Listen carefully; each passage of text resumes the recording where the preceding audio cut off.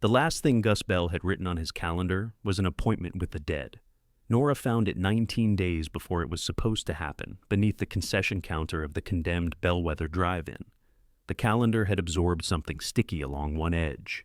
Ants moved through the month of August, stepping over tire rotations, medication reminders, and one missed cardiology appointment. On the final Saturday, Gus had pressed so hard with his black marker that the words showed through 3 pages. Beside the calendar lay 47 numbered windshield cards and an envelope holding $1,200 in small bills. Outside, a red county placard snapped in the hot wind, "Unsafe for public occupancy." Nora stood with one hand on the counter, still wearing the black dress she had borrowed for Gus's funeral. The eviction notice in her purse gave her 6 days to leave her room. The Bellwether had weeds growing through its asphalt, water stains down the projection booth, and enough rust in its electrical boxes to frighten God. Her grandfather had left it to her that morning. Then somehow he had promised people one final movie. 3 hours earlier, Aunt Marlene had slid the drive-in keys across a diner table using a paper napkin. It was the napkin that hurt. Marlene did not want rust on her fingers, though she had spent the funeral telling everyone that Gus Bell had been the sort of man who could repair anything with baling wire, profanity, and that famous Bell stubbornness. At the diner, apparently, stubbornness had become contagious.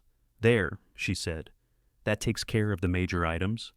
The Bell family had occupied 2 booths pushed together beneath a framed photograph of a blueberry pancake. Funeral flowers waited in the beds of pickup trucks outside, already wilting in the Missouri heat.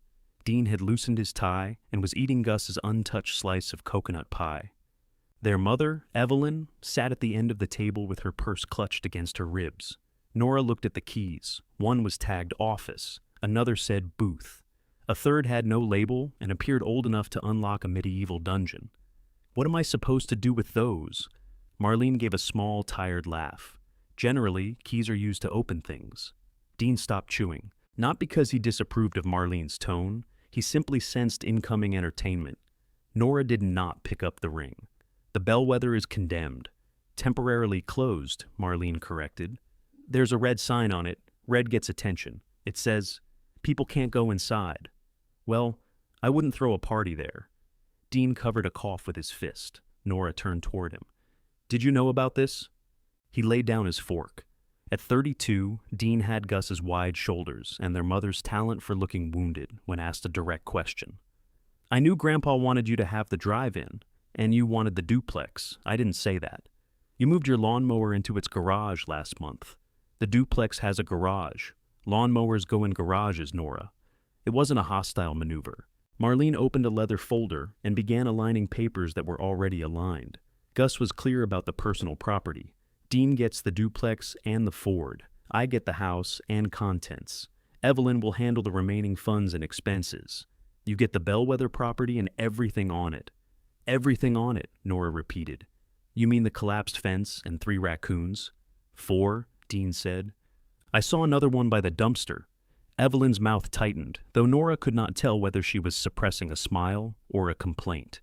With Evelyn, the two often looked alike. Nora finally touched the keys. They were heavier than she expected. Gus had carried them on a belt loop for most of her childhood. She knew the exact sound they made when he crossed the gravel behind the concession stand. Metal striking metal, a warning that he had found another job for her. "What about the equipment?" she asked. "Comes with it," Marlene said. "The projector, if it's still there. The mower?" Dean studied his pie. Nora looked at him.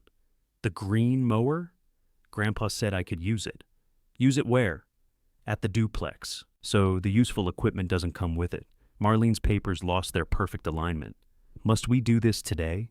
You're the one dividing his life between the pie and the check." A silence opened at the table. Silverware clinked in the kitchen. Someone near the register laughed, then lowered his voice after noticing the black clothes in the booths. Evelyn said, "Nora," just her name, soft, embarrassed, warning. Nora looked down at her borrowed dress. The sleeves pinched beneath her arms. Her friend Selena had offered her 3 choices that morning. This one, a purple wrap dress, or a black jumpsuit with one leg slightly longer than the other. Nora had chosen discomfort over looking festive or tilted. Was this really his idea? She asked her mother. Evelyn rubbed her thumb across the clasp of her purse. Mom. He talked about it more than once. That isn't an answer. It's the answer I have. Gus had talked about many things during the last months of his life. He talked about replacing the weather stripping around his kitchen door and rebuilding the carburetor on the Ford. He talked about reopening the bellwether every spring, though it had not shown a movie in nearly 4 years. He had even talked from his hospital bed about planting tomatoes. He had not talked about leaving Nora 18 acres of cracked asphalt and liability. Then again, their final conversation had not given him much time. She pushed the keys back toward Marlene. Sell it. Marlene pushed them toward Nora. It's yours. To whom?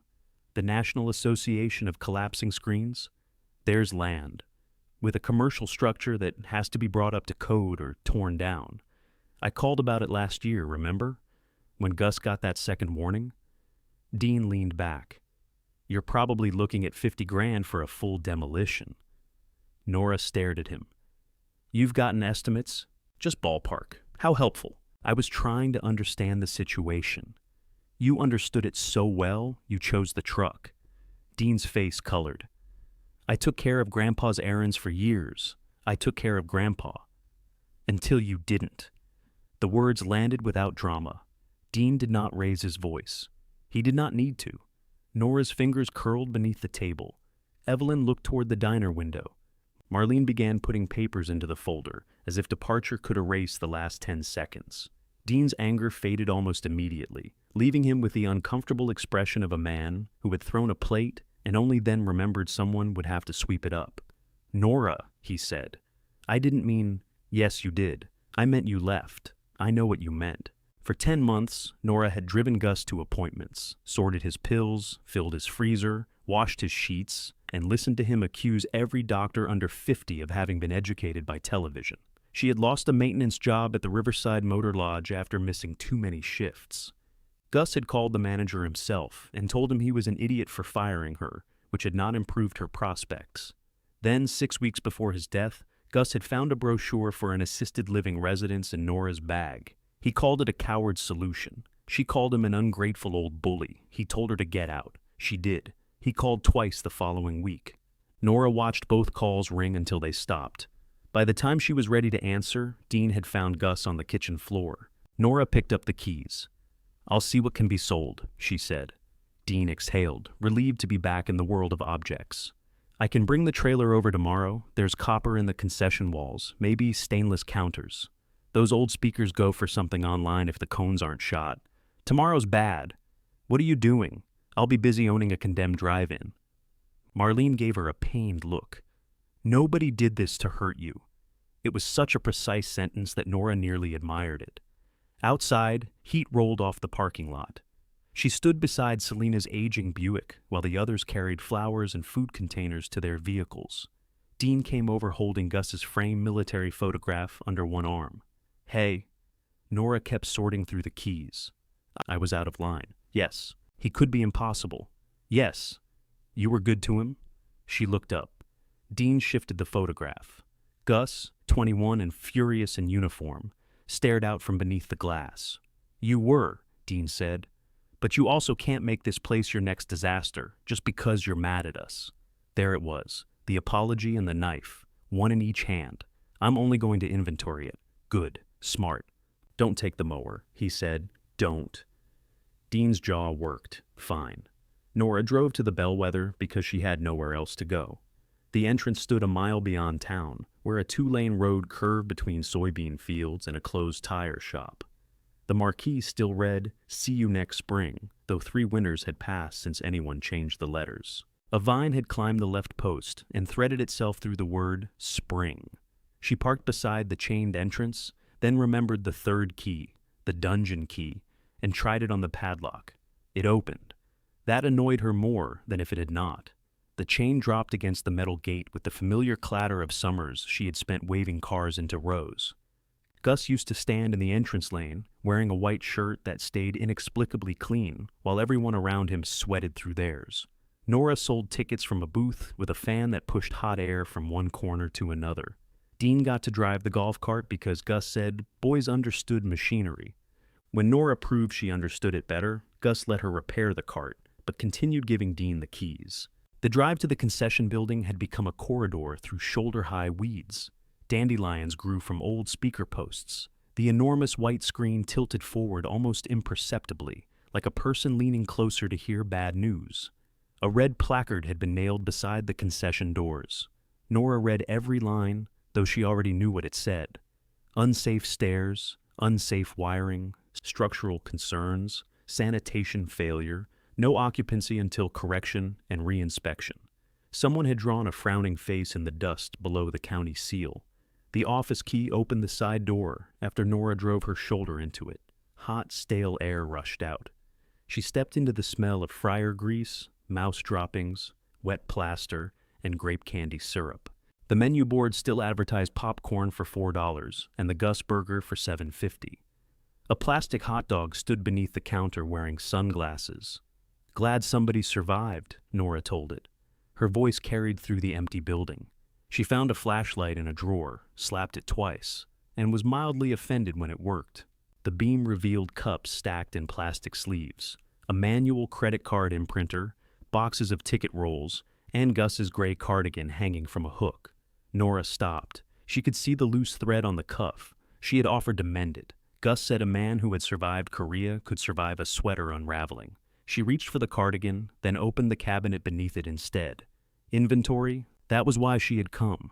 The stainless popcorn kettles might sell. The soda machine was leased, according to a faded sticker. The freezer had been emptied but not cleaned. When she lifted the lid, the smell made her stagger backward and call Gus a name that would have pleased him.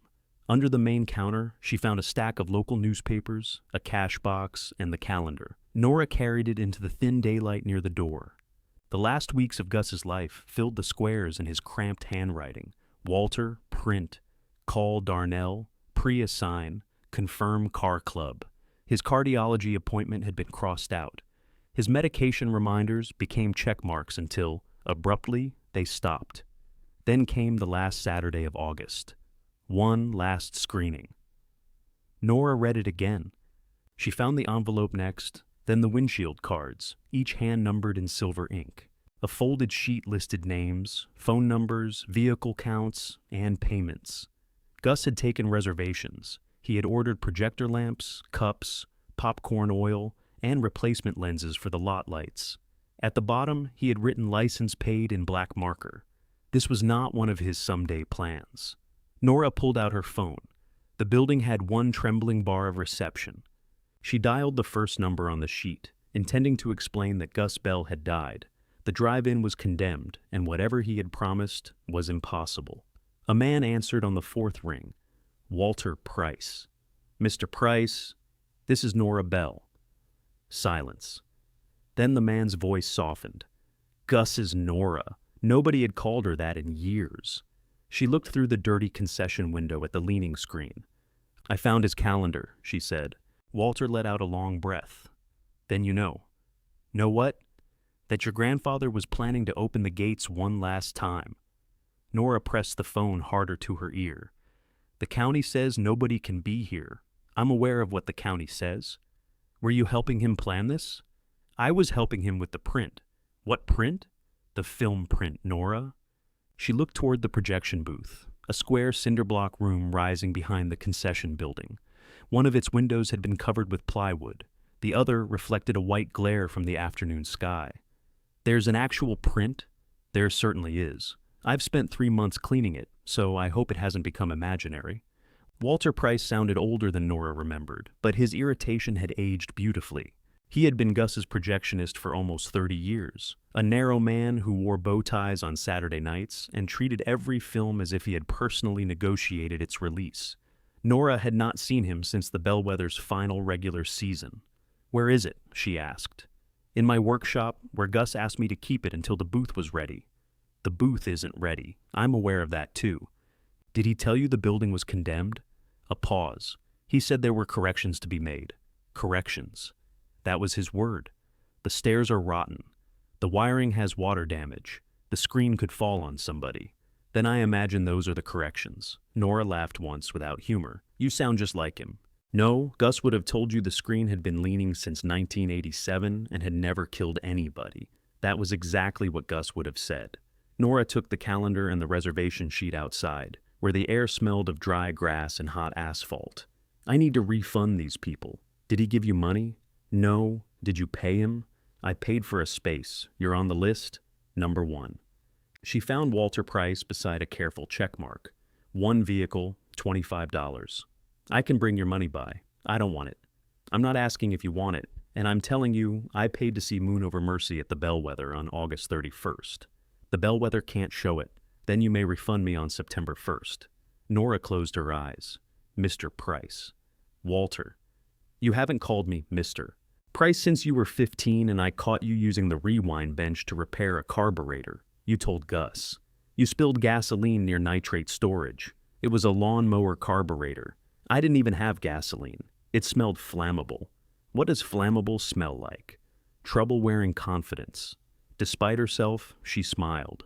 Walter said, I can be there in 40 minutes. That isn't necessary. I'll make it 35. He hung up. Nora stared at the phone. Walter's checkmark seemed smug. She called the second name. A woman with a light Arizona accent answered from an airport shuttle. When Nora explained who she was, the woman said, Oh, honey, in a way that made Nora wish she had lied. I'm very sorry about Gus, the woman said. He sounded tired when we spoke, but he was still himself. That could mean several things. He argued with me about what row my husband and I parked in during the summer of '78. He probably had records. He did. Row 9, post 16. I said row 8. He mailed me a photocopy. Nora looked across the lot. Most of the posts had vanished beneath weeds. I'm calling because the screening has been canceled. The woman went quiet. The building isn't safe, Nora continued. I found your payment. I can mail it back if you give me your address. I'm already coming. There won't be a movie. I have a plane ticket. Nora pressed her thumb between her eyebrows. That's why I wanted to reach you quickly. No, I mean, I'm coming either way. My husband proposed there during that movie. He died last November. Nora's prepared explanation dissolved. The woman cleared her throat. Gus said there would be one more night. I know that probably sounds foolish. No, it does to my sister. Sisters have broad definitions of foolish. The woman laughed softly. Keep the $25 for now. If it doesn't happen, buy yourself a decent dinner. I can't do that. Then buy an indecent dinner, something with too much cheese. After the call, Nora sat on the curb outside the ticket booth. She tried 3 more names. One number had been disconnected. A man in Kentucky wanted to know whether the Classic Car Club was still attending before deciding about his refund.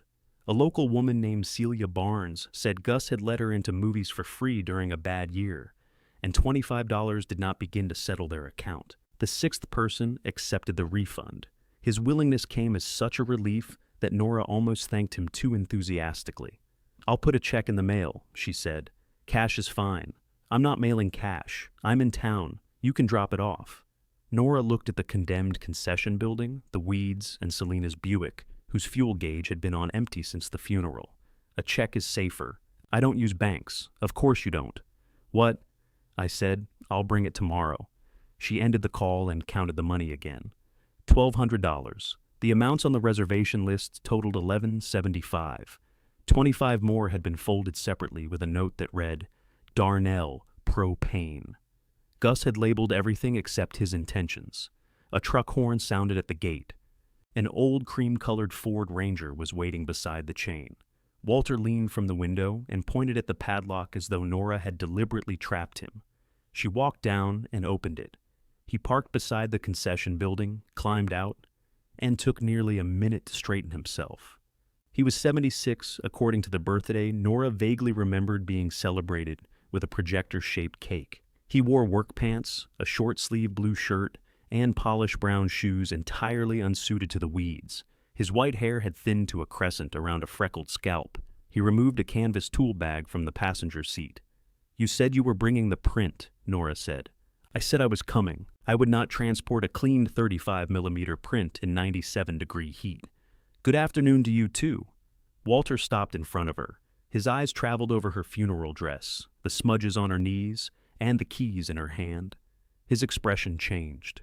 I'm sorry, Nora. Thank you. I should have come today. It was a small service. I should have come anyway. She could have told him the church had not been full.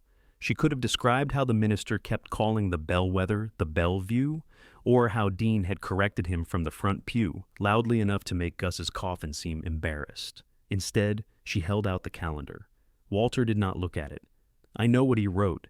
You also know this place can't open. Let's see what can't open means." He approached the red placard and took a pair of glasses from his pocket. His lips moved while he read. "That's a surprisingly extensive can't," he admitted. "Thank you." The booth, still standing. "That was not my question. I haven't been up." Walter looked toward the exterior staircase. Its lowest wooden tread had split down the middle, and the handrail listed away from the wall. "No," he said. "You have not." Nora expected him to turn back to his truck. Instead, he circled the building, pausing to inspect gutters, service panels, door frames, and the place where the restroom drain had pushed black water through a seam in the concrete. He never touched anything without first studying it. Gus touched everything first and blamed it afterward. At the base of the screen, Walter stood with his head tipped back. The painted surface had faded to the color of old teeth. Wind moved through a tear near the upper right corner. "3 braces are suspect," Nora said. "Maybe 4. Gus said 2. Gus also said his chest pain was indigestion. Walter glanced at her. Nora kicked at a clump of grass. "Sorry. No need to apologize for accuracy." "You were still talking to him?" "Most days." "Did he tell you he was sick?" "He told me his heart had developed an irritating sense of drama." Nora looked away. Walter lowered himself onto the concrete footing beneath the screen. His knees cracked audibly. He believed he had more time. He always did. "You believe that too." She turned on him. "You came to inspect the place, not me." "True." He opened his tool bag. "Bring me the long screwdriver." "What for?" "To see whether this timber is soft beneath the paint." "It's soft. Look at it." "I am looking at it. And I'm telling you." Walter held out his hand. Nora gave him the screwdriver with more force than necessary. He pushed it into the base of the brace. The metal sank nearly half an inch. He frowned. "Say it," Nora said. "It's soft. Thank you." "Possibly replaceable." "Everything is possibly replaceable. That isn't the same as affordable." He tested another place. The screwdriver met solid wood. Nora sat on the opposite end of the footing. The concrete heat came through her dress. "Did he ask you to talk me into this?" "No." "Did he tell you I was getting it?" Walter took off his glasses and polished them with the corner of his shirt. "He said the bellwether would be Nora's problem soon." "That sounds more like him." "I thought he was joking." "He wasn't." "No." They watched the loose screen flap. Somewhere in the weeds, insects buzzed with electrical persistence. Nora said, "Why this film?" Walter returned his glasses to his nose. "It was the first movie Gus and June showed here." "I know that." "Then why ask?" "Because that can't be all of it." He hated romance movies. He hated admitting he liked them. He fell asleep during every one. Your grandfather could snore with his eyes open. It was not reliable criticism. Nora glanced at Walter. He set the screwdriver aside. August 31st would have been their 59th wedding anniversary. The wind lifted a strand of hair against Nora's cheek. Gus had stopped mentioning anniversaries after June died. Nora remembered finding him at the kitchen table on one of them, eating canned peaches over the sink, because he claimed plates created unnecessary government. When she asked what day it was, he told her Tuesday. He scheduled a public screening for their anniversary. He scheduled a farewell. To the drive-in? Walter looked up at the screen. "I assumed so." "You assumed?" Gus was not generous with explanations. He was generous with assignments. That he was. Nora stood and brushed concrete dust from her dress. "Well, he's assigned me a cancellation." Walter remained seated. "You could find out what it would take. The county already listed what it takes." "The county listed what's wrong. Those are different lists." "Are they?" "Usually." Nora laughed. "I have 6 days to find somewhere to live. I have 48 people expecting a movie that cannot happen. I have $1,200 that belongs to them. A bad drain, worse wiring, rotten stairs, and a screen trying to lie down. Which part of that suggests I should make another list?" Walter considered this. "The projector works," he said. "You don't know that? I do." "How?" "Because Gus and I rebuilt it." She stared at him. "When?" "May." That was after the condemnation. Yes. He fixed the projector instead of the stairs? Walter's mouth tightened. That was the order he preferred. Nora turned away and walked back toward the concession building. Of course it was. Gus had repaired the machine that made the picture and ignored the steps people needed to reach it. Walter followed slowly. At the office door, Nora pulled the reservation envelope from the calendar and held it out to him. Take your 25. No. Walter. No. I'm giving everybody until tomorrow. Then I'm mailing refunds. You don't have their addresses? I'll get them. And the woman from Arizona? Nora narrowed her eyes. How do you know about her? Gus told me. Gus told everybody everything except the person he left this mess to. Walter's face softened, which only made her angrier. Don't, she said. I didn't say anything. You were about to. I was about to suggest you change out of your funeral clothes before inspecting the restroom drain. Nora looked down at the black dress. A green burr clung to the hem. Dust streaked one hip. There was a small tear where the sleeve met the shoulder. Selena is going to kill me. Who's Selena, the owner of this dress? Then you may have identified our first emergency. A laugh escaped her before she could stop it. It felt wrong in the afternoon stillness, then briefly necessary. Walter picked up his tool bag. I'll come back tomorrow at 9. I didn't ask you to. No, Gus did. He's dead. Yes, Walter said quietly. That is becoming difficult to ignore. Nora looked at the envelope in her hand, then at the one good projection window high above them. I'm not promising a screening. I didn't ask you to. We're only making a list. Of course. And if the list is impossible, we cancel. Walter walked toward his truck. Everything looks impossible before it becomes itemized. That sounds like something Gus would say. Walter opened his door. Gus never itemized anything. After he drove away, Nora returned to the concession counter. She laid the reservation sheet beside the calendar and drew a line down the back of an old popcorn invoice. At the top of one column, she wrote, "Must fix." At the top of the other, she wrote, "Cannot afford." For several minutes, every problem went in both. Nora remained at the counter until the words blurred. Must fix included stairs, emergency lights, screen braces, restroom drain, concession wiring, exits, fire extinguishers, and whatever weather intrusion at North Roofline meant in ordinary English. Cannot afford included all of it. She folded the invoice and put it inside the calendar. Then she locked the money in the office cash box, pocketed the key, and took photographs of every room before leaving. Dean had taught her that much without meaning to. If anything vanished, she wanted to know what shape the empty space had been. Selena was waiting outside the Bluebird laundromat when Nora returned the Buick. She held 2 plastic cups of iced tea and wore her motel uniform. Gray pants, maroon polo, name tag tilted downward as if even it had finished a long shift. She watched Nora climb out. What did you do to my dress? Attended a funeral. Did the funeral involve crawling under a truck? No. Then why is there grease on the back? Nora twisted, trying to see. There's grease? There's also a piece of vegetation attached to your butt. Selena removed the burr, held it up between 2 fingers, and inspected it. Wild beggar ticks. Classic formal wear. I'll have it cleaned. With what money? With optimism. Dry cleaners don't accept optimism.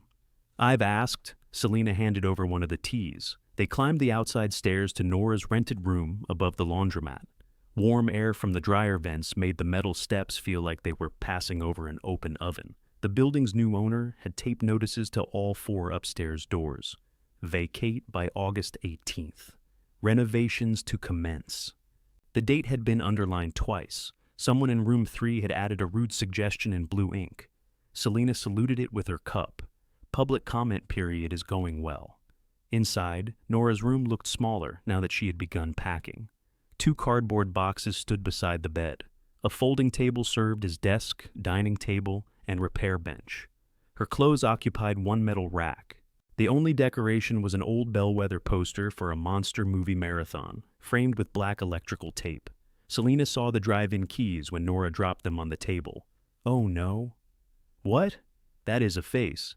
I'm not making a face. You have your grandfather face. I don't have a grandfather face. Your whole jaw moved forward. Nora took off the dress carefully. Selena examined the torn seam while Nora put on jeans and a faded t-shirt. How bad is it? Nora asked. The dress or your inherited ruin? Either. The dress needs 6 stitches and forgiveness. The drive-in needs an exorcist. Nora filled the tiny sink with cool water and worked dish soap into the grease mark. He scheduled a screening. Who? Gus. Selena's hand stopped on the sleeve. When? August 31st. Did he forget the county kicked everybody out? He apparently considered that a detail. What movie? Moon Over Mercy. Selena stared at her. What? That old one with the horses? And the train?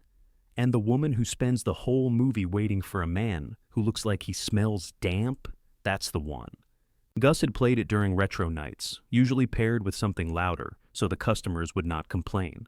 Selena had once described the leading actor as handsome in a way that suggested untreated pneumonia. Gus refused to sell her popcorn for a month. He took reservations, Nora said. People paid. How many? 47 spaces, 48 including Walter. Walter Price is alive? He was this afternoon. Good for Walter. Nora rinsed the dress. The stain had faded into a gray shadow. I called 6 people. Only one wants his money back. You told them it's condemned? Yes. And they still want to come? One woman bought a plane ticket. Selena sat on the bed with the torn dress across her lap. What are you going to do? Make a list. That sounds dangerous. It's only a list. You once made a list before rebuilding my transmission. Your transmission needed rebuilding. You proved my point. Nora draped the wet dress across the shower rod. I can't fix it. I know that. The transmission, the drive-in. Selena threaded a needle from the small sewing kit she carried in her purse. She carried pain relievers, bandages, safety pins, and 2 types of hot sauce in the same bag. Working at a motel had made her prepared for disasters and disappointing breakfast. Do you want to? She asked. Nora dried her hands on a towel. No. Selena raised an eyebrow. I don't. All right, it would be stupid. Probably. I don't have a home in 6 days. You can stay with me. Your apartment has 1 bedroom. It has a couch. Your couch is 4 feet long. You can bend. Nora leaned against the sink. I'm not moving onto your couch. That wasn't the question. Yes, it was. No, the question was whether you want to fix the drive-in. Nora looked at the poster above the table. The electrical tape had begun peeling from one corner. I want to know if it can be fixed. Selena tied off her stitches with her teeth. That is how transmission lists begin.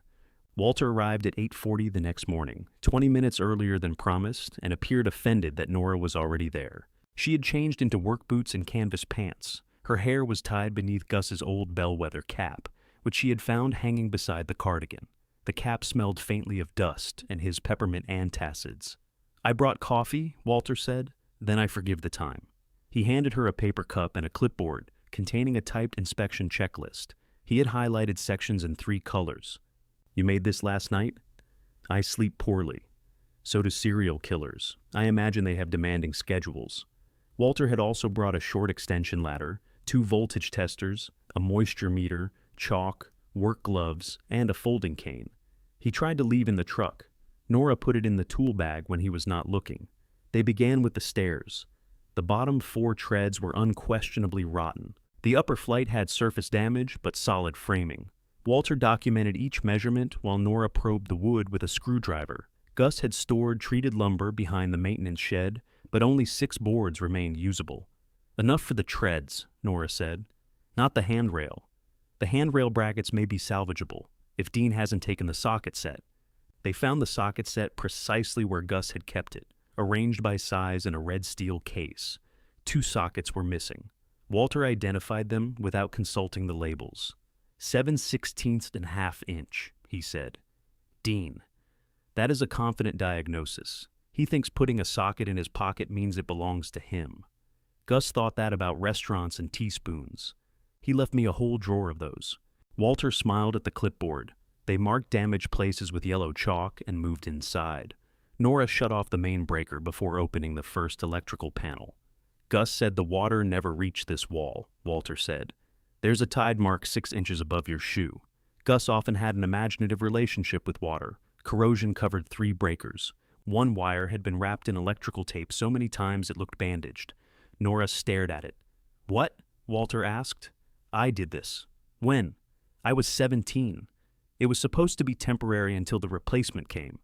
Walter pointed toward the faded date she had written on the tape. Temporary has lasted 10 years. Gus said he fixed it.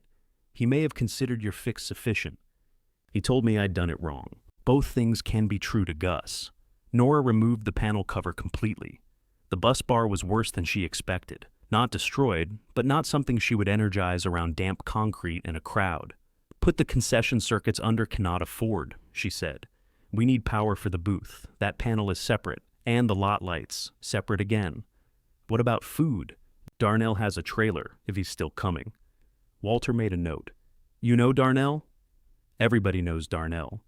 Darnell Brooks had worked the Bellwether concession stand during his 20s, before buying a smoker and building a catering business, one church parking lot at a time. Gus claimed Darnell's barbecue sauce was too sweet, then kept a jar in his refrigerator. The sound of tires on gravel interrupted them.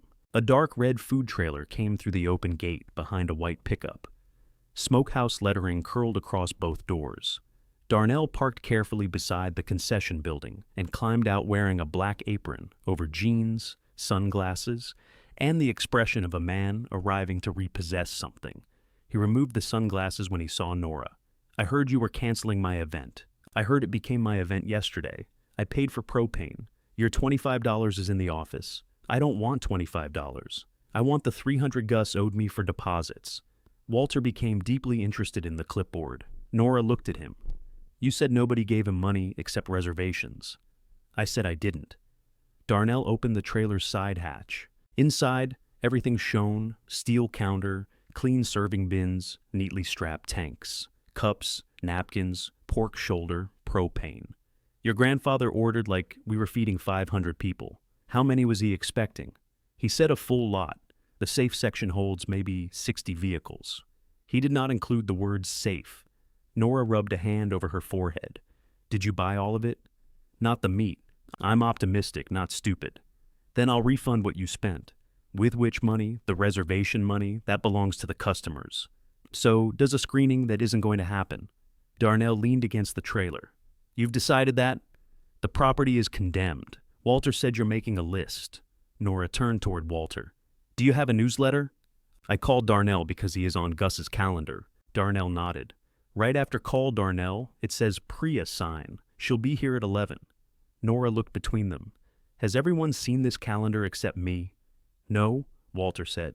Priya has not seen it. She doesn't need to. Your grandfather called her 12 times. Darnell opened a cooler, took out 3 bottles of water, and handed them around. So, what's first? There is no first. There's always a first. The concession building has no safe power. My trailer does. The restrooms don't work. Portable toilets. The stairs need rebuilding. Darnell looked at Walter. Can she rebuild them? Walter said. Yes. Nora glared at him. The screen needs bracing, she continued. Darnell looked at Nora. Can you brace it? With lumber, anchors, equipment, and help. So yes, it costs money. Everything costs money. I don't have any. Darnell took a drink. Neither did Gus most summers. He paid people in movie passes and insults. That is not a business model. No. It's why I left. The humor drained from his face. For a moment, Nora saw something beneath his easy manner, old irritation perhaps, or an unpaid account that had nothing to do with propane. Then he tapped the clipboard.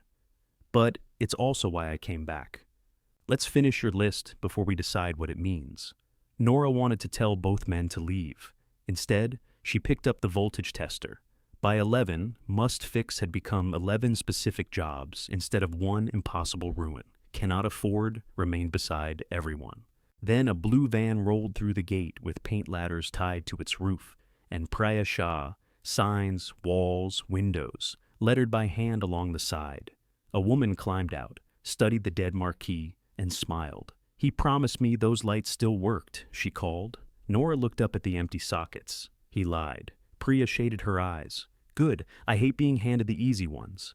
Priya Shah walked beneath the marquee, as if approaching an injured animal that might still bite.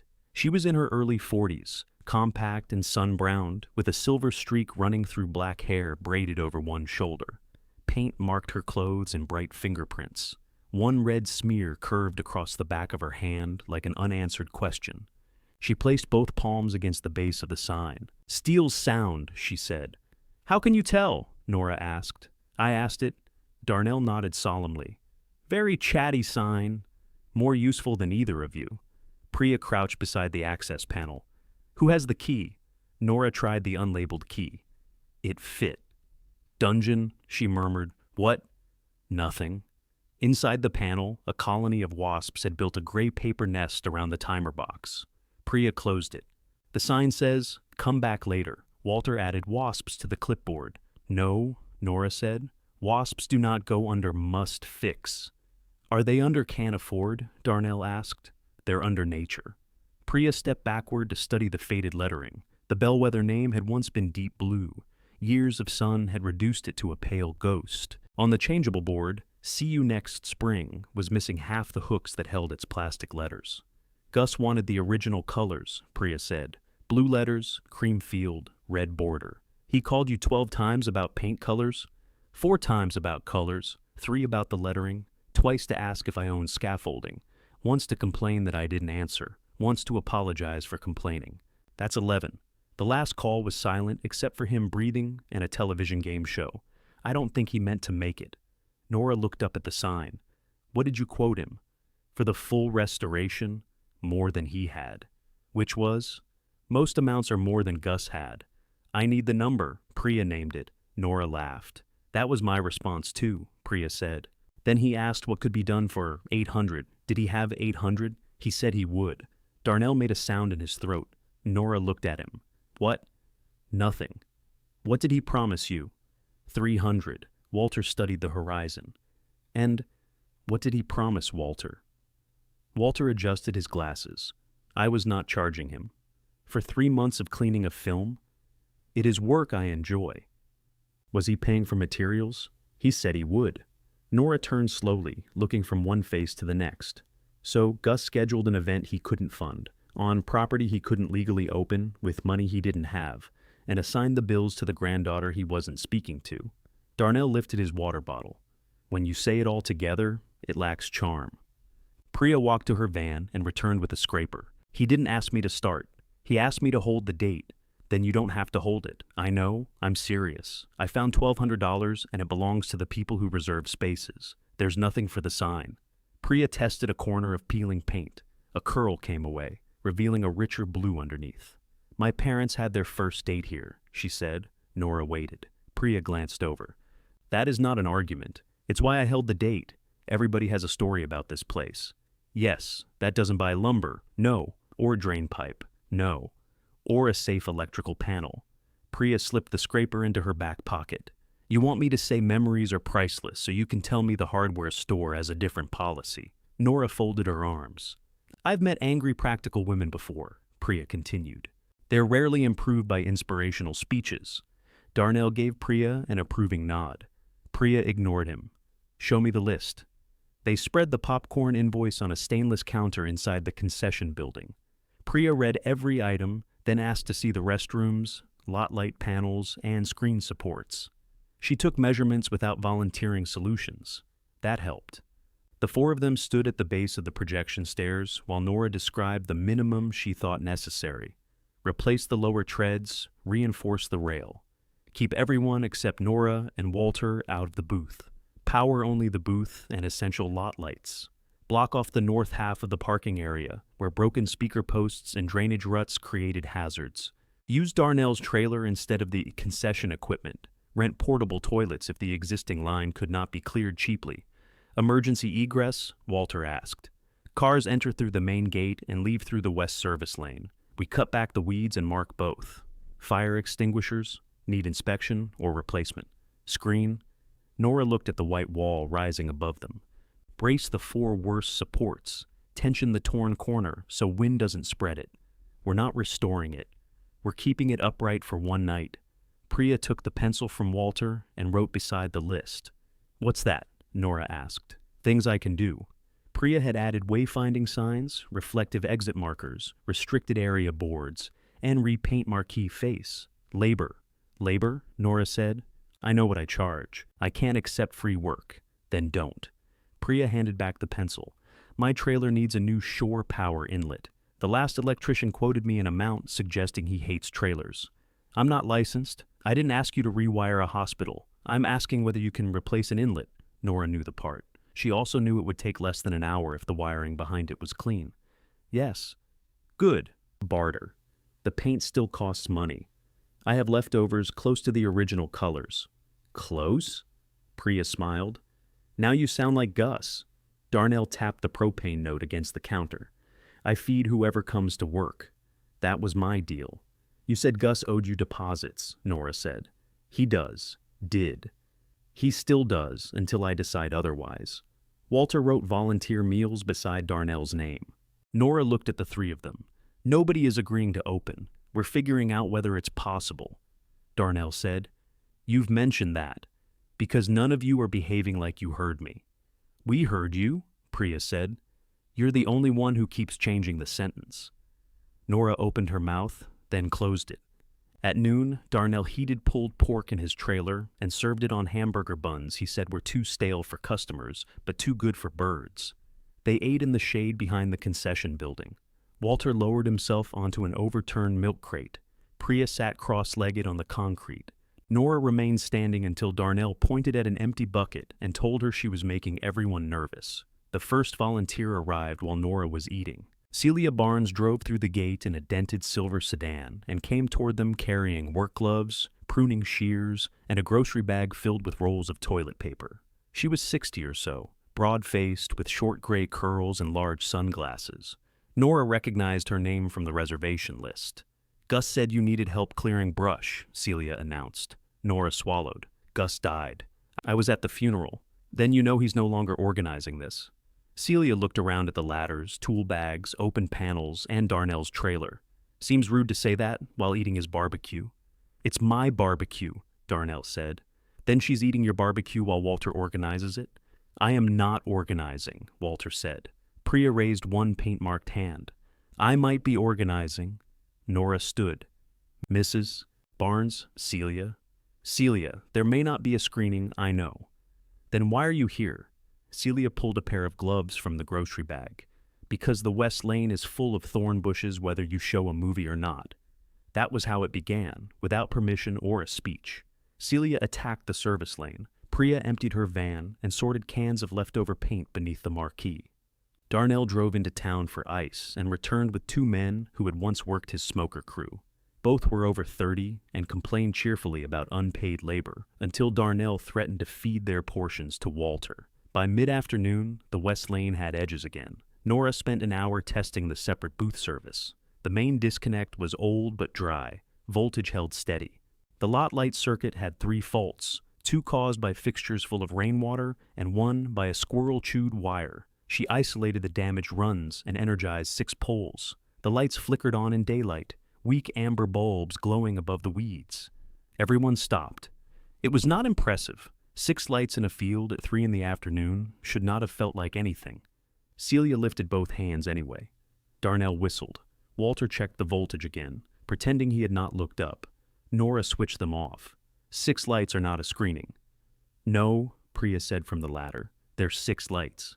By 5, Nora had a shorter list and the beginning of a headache.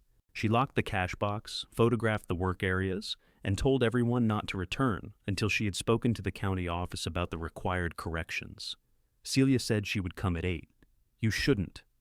All right, 8:30. Darnell packed his trailer. Priya left the marquee access panel open after spraying the wasp nest from 20 feet away with the confidence of someone settling a private feud. Walter placed the clipboard on the passenger seat of Nora's borrowed Buick. Only after the last vehicle had gone did Nora hear an engine behind the maintenance shed. She followed the sound and found Dean backing his pickup toward the equipment lean-to. A utility trailer was hitched behind him. The green mower sat strapped to its deck. Dean climbed out. Nora stopped 10 feet away. You said you wouldn't take it. I said I wouldn't take it yesterday. That is not how agreement works. I need it for the duplex lawn. You aren't mowing 18 acres with this thing. I need it for the lanes. You need a brush hog. Did you bring me one? Dean pulled off his work gloves. Don't start. You came through the back entrance so I wouldn't see you. The trailer can't turn easily by the ticket booth. Unstrap it. Grandpa gave it to me. You got the duplex and the truck. This has nothing to do with that. It has everything to do with that. You keep taking the useful pieces and telling me the ruin is mine." Dean's gaze shifted toward the cleared west lane. "What are you doing out here? Unstrap the mower. Are you actually trying to reopen?" "One screening." He laughed, then saw she was serious. "Nora, no." The concern in his voice made her angrier than mockery would have. "You don't get to say no. The county already did. I'm finding out what it takes. What it takes is money you don't have. You're about to lose your room." "I know." "Do you? Because this looks exactly like every other time you decide hard work can substitute for a plan." Nora stepped to the trailer and released the first ratchet strap. Dean caught the loose end. "Stop. Take your hand off it." For a second they stood on opposite sides of the mower, each gripping the same strap. Then Dean let go. "You want it?" he said. "Keep it. But don't call me when this place swallows whatever you have left." He got into his truck and drove away without the trailer, leaving both it and the mower behind. Nora watched his taillights disappear through the service lane. Only then did she notice the lean-to's empty concrete pad. The old generator was gone. Nora called Dean before his truck could have reached the highway. He declined the call. She called again. This time, he answered. "I'm driving. Where's the generator?" A silence followed by the faint tick of his turn signal. "Grandpa gave it to me." "You hid it under a tarp and came back for the mower."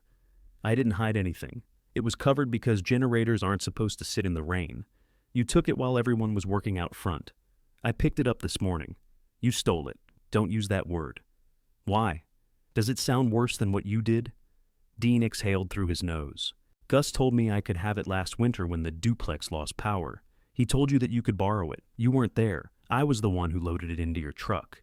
You weren't there when he said I could keep it." Nora looked at the empty pad. A rectangle of dry concrete marked where the generator had stood.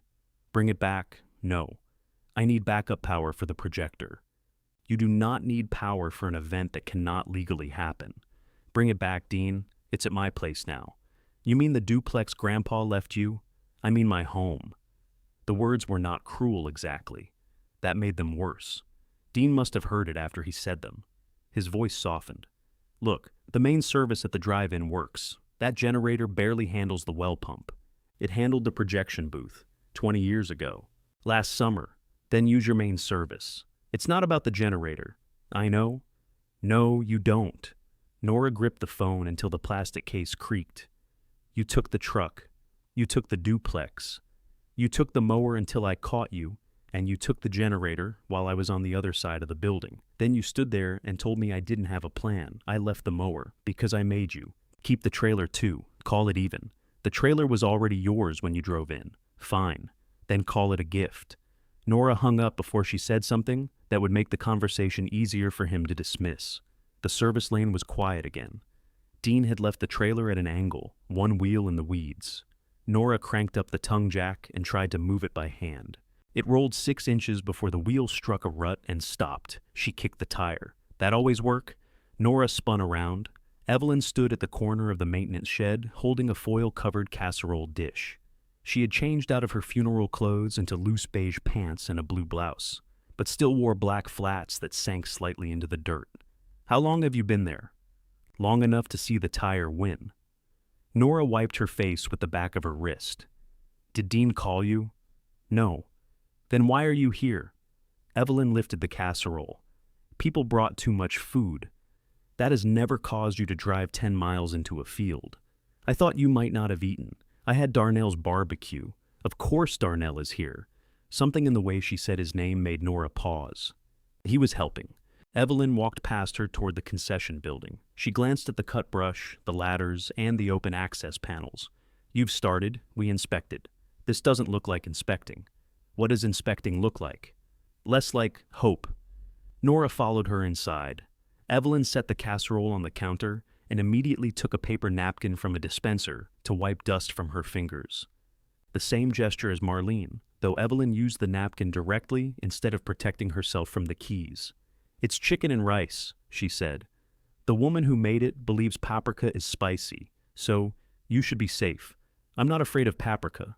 I remember a chili incident. I was 8, and dramatic." Nora leaned against the counter. "Did you know Dean took the generator?" Evelyn's eyes moved toward the back window and the empty lean-to beyond it. He said Daddy gave it to him. He says Grandpa gave him everything he can lift. I don't want to be in the middle.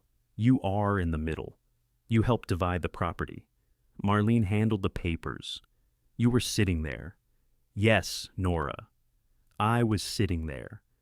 I have been sitting in the middle of this family for most of my life, and it has not given me the power you imagine. Nora looked at the casserole dish. Evelyn had written Belle on the foil with a black marker, as though grief food might otherwise forget its destination. Was the drive-in really Gus's idea? Nora asked, her mother's mouth pressed thin. That's what Marlene said. That isn't what I asked. Your grandfather wanted you to have it. Why? He thought you were the only one who might keep it. Nora laughed. We weren't speaking. You and Daddy were always speaking, even when neither of you picked up the phone. That sounds meaningful and explains nothing. Evelyn touched the edge of the old menu board. Dust whitened her fingertip. He called me after your argument, she said. Nora waited. He wanted me to convince you to come back. And did you? No. Why not? Because he threw you out. The simple answer unsettled Nora more than an excuse would have. Evelyn wiped her finger on the napkin. He did that. Not you. I stayed gone. For 6 weeks. He died. Yes. The concession building hummed with trapped heat. A fly worried itself against the front window. Nora said, He scheduled a last screening. I heard. From whom? This is Bellwether County. You turned on 6 lights and 3 people called me. It's Bellwether. I know what the drive-in is called. No, the county. Never mind. Evelyn looked toward the faded screen through the window. What movie? Moon Over Mercy. Her face changed so quickly Nora almost missed it. A softening, then a closing. Their anniversary, Evelyn said. That's what Walter told me. Walter always liked the romance of this place. Everybody seems to. Everybody got to leave after the credits. Nora studied her mother. What does that mean? It means the casserole has to be refrigerated. Mom. Evelyn picked up her purse. Do what you need to do with the property. Sell it. Clear it. Show the movie if you can make it safe. But don't mistake your grandfather's last idea for an obligation. He took people's money. Then refund it. They don't want refunds. People don't always know what they're asking from you. That sentence remained after Evelyn left. Nora ate the casserole cold from a paper popcorn tray because the refrigerator had no power. The paprika was not remotely threatening. She slept badly on Selena's couch, folded at the waist with her feet on an overturned laundry basket. At 7 the next morning, she drove to the county office and borrowed sweatpants because her clean work clothes were still packed. The public safety clerk recognized the Bellwether address before Nora finished saying it. We sent Mr. Bell the correction notice in April. I found it. Did he complete any of the work? He rebuilt the projector. The clerk removed her glasses. Was the projector on the notice? No. Then I'm uncertain why that would matter. You and me both. The clerk printed the full inspection file and gave Nora a request form for a limited occupancy reinspection. There was no dramatic hearing or impossible fine.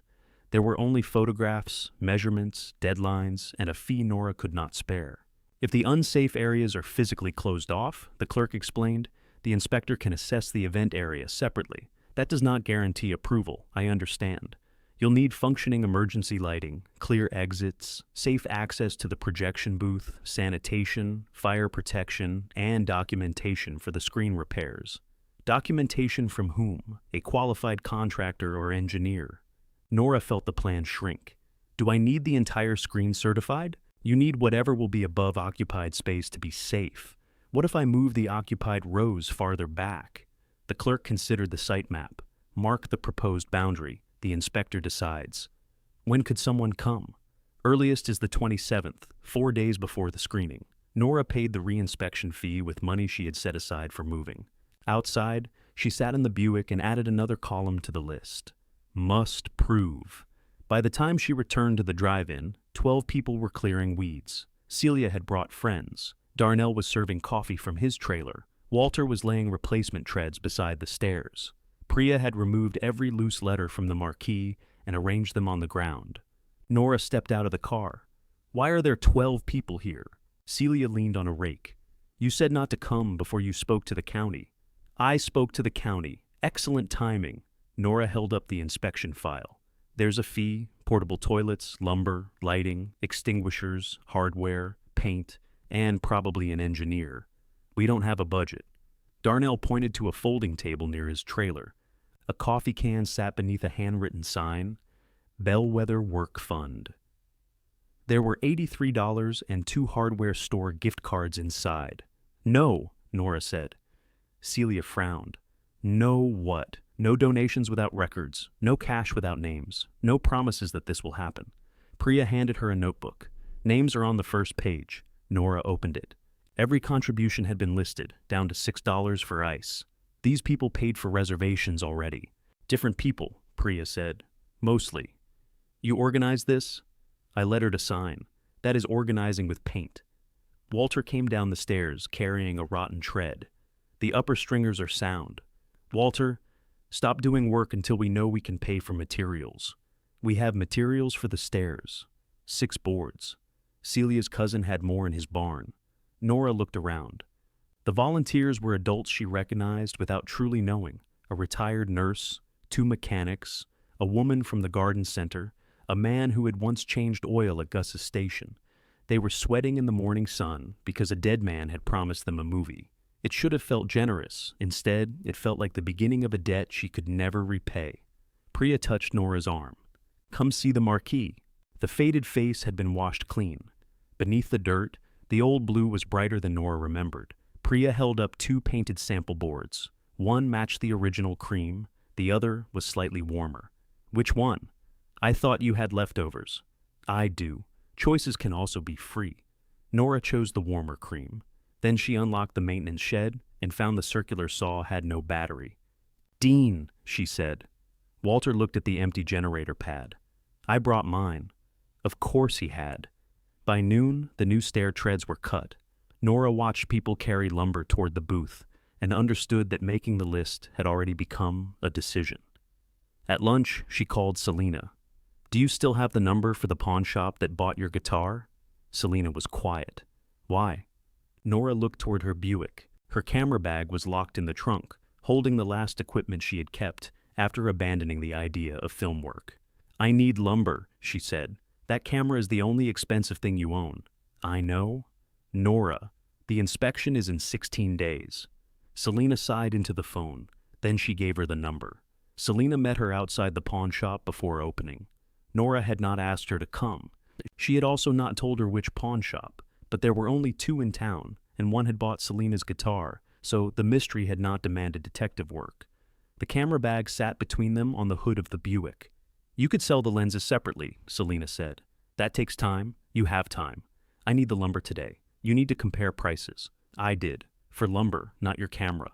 Nora unzipped the bag. The camera lay inside with 2 lenses, spare batteries, filters, a microphone, and the little cleaning brush Gus had called her makeup whisk. She had bought each piece used over 3 years, back when she believed she might earn enough making wedding videos and small documentaries to stop cleaning motel rooms. The camera had not failed. Nora had. At least, that was the version she had allowed to settle. Selena lifted the long lens. This alone is worth $400. If somebody wants it, people want lenses. People also want to pay $70 and have me deliver. The shop's neon open sign flickered to life. Selena kept holding the lens. I can lend you $200. No. You knew I was going to offer. Yes. And you arranged your face before I got here. I did not arrange my face. Your jaw is halfway to Gus. Nora took the lens and returned it to the bag. You offered me your couch. That's enough. My couch is terrible. It doesn't count as generosity. I'm not taking your savings for drive-in lumber, but you'll sell the thing you love. I don't love a camera. Selena looked at her. Nora zipped the bag. I haven't used it in 9 months. Because you were taking care of Gus. Because I stopped. Those aren't the same. The pawn shop owner offered $600 for everything. Nora showed him 3 online listings and got him to $750. He complained about dust on the microphone. She pointed out the unopened memory card and got another $25. When he began writing the receipt, Nora asked if he would hold the equipment for 30 days. Pawn or sale, he asked. What's the difference? A pawn. You can get it back. Sale, it's mine. What's the difference in what you pay? $150. She stared through the glass case at rows of watches and power tools. The portable toilet deposit was 140. The treated lumber and hardware estimate sat folded in her pocket. "Sale," she said. Selena turned away. Outside, Nora counted the money twice, then handed Selena $40. "What is this?"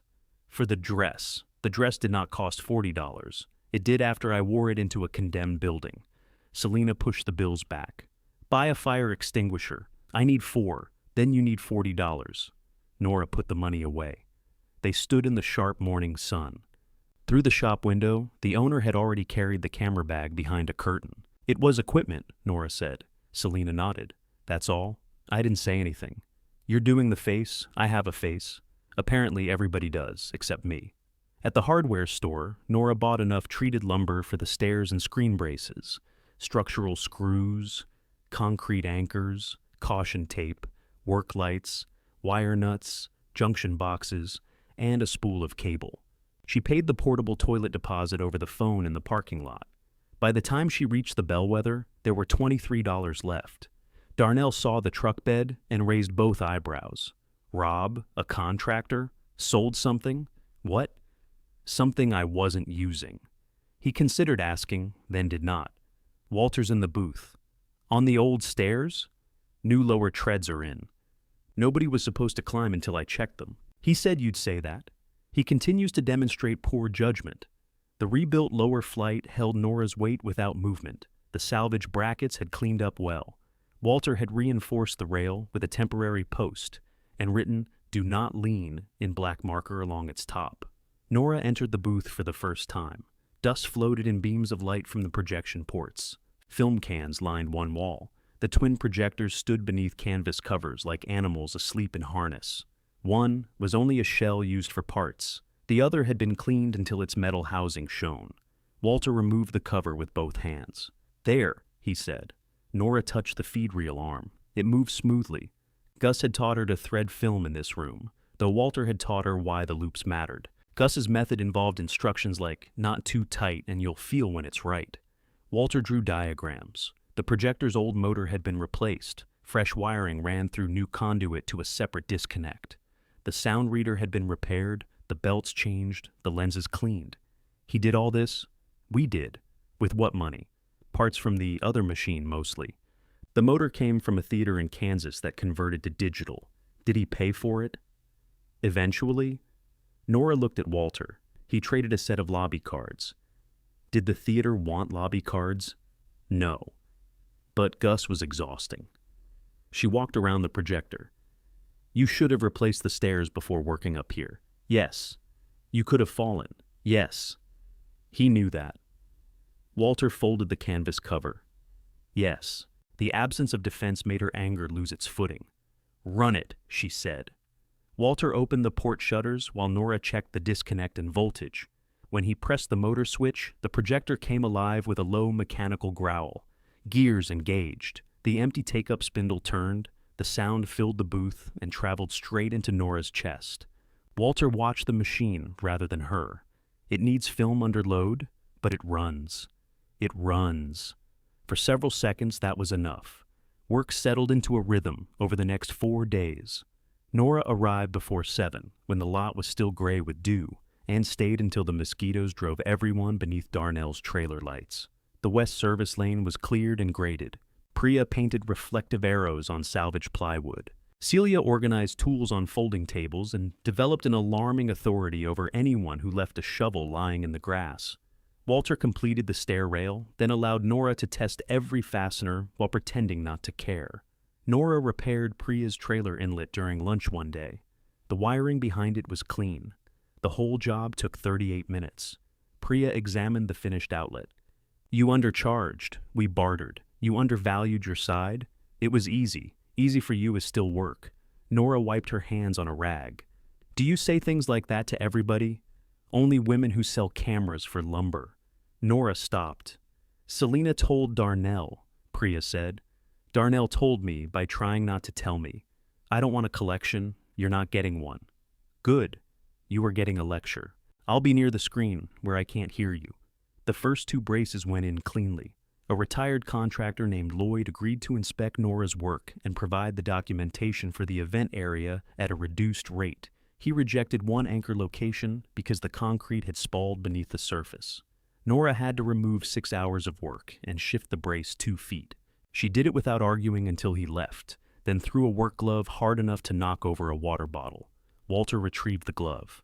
"Useful?" he asked. "Extremely." He returned it without comment. The third brace required a small lift. Celia's cousin borrowed one from the garden center after closing. Nora refused to let anyone stand beneath the screen while it was in use, which prompted Darnell to complain that she had removed the only exciting feature. The project began to look possible in pieces. That was what made Nora careless. The damaged concession panel remained disconnected. Nora had taped off the service and posted a sign. Darnell's trailer provided food and coffee. Work lights ran from a safe exterior circuit Nora had tested twice.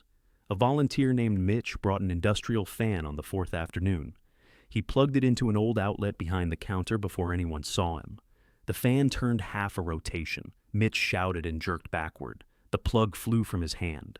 He struck a stack of cup boxes and went down on one knee. Nora reached him before the boxes finished falling. "Don't touch anything."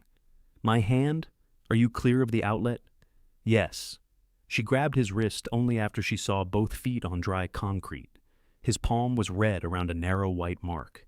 His fingers were shaking. Darnell killed power at the exterior disconnect. "What happened?" Priya asked. "I thought that circuit was dead," Nora said. Mitch flexed his fingers. "I'm fine." "You got shocked. Been shocked before. That doesn't make this fine." Celia brought the first aid kit. Walter stood in the doorway, pale and silent.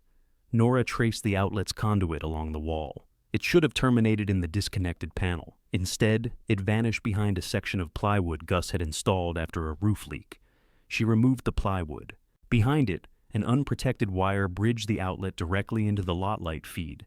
The splice was wrapped in layers of black tape. Gus's handwriting marked the wire. Temp. Fix later. Nora stared at the date.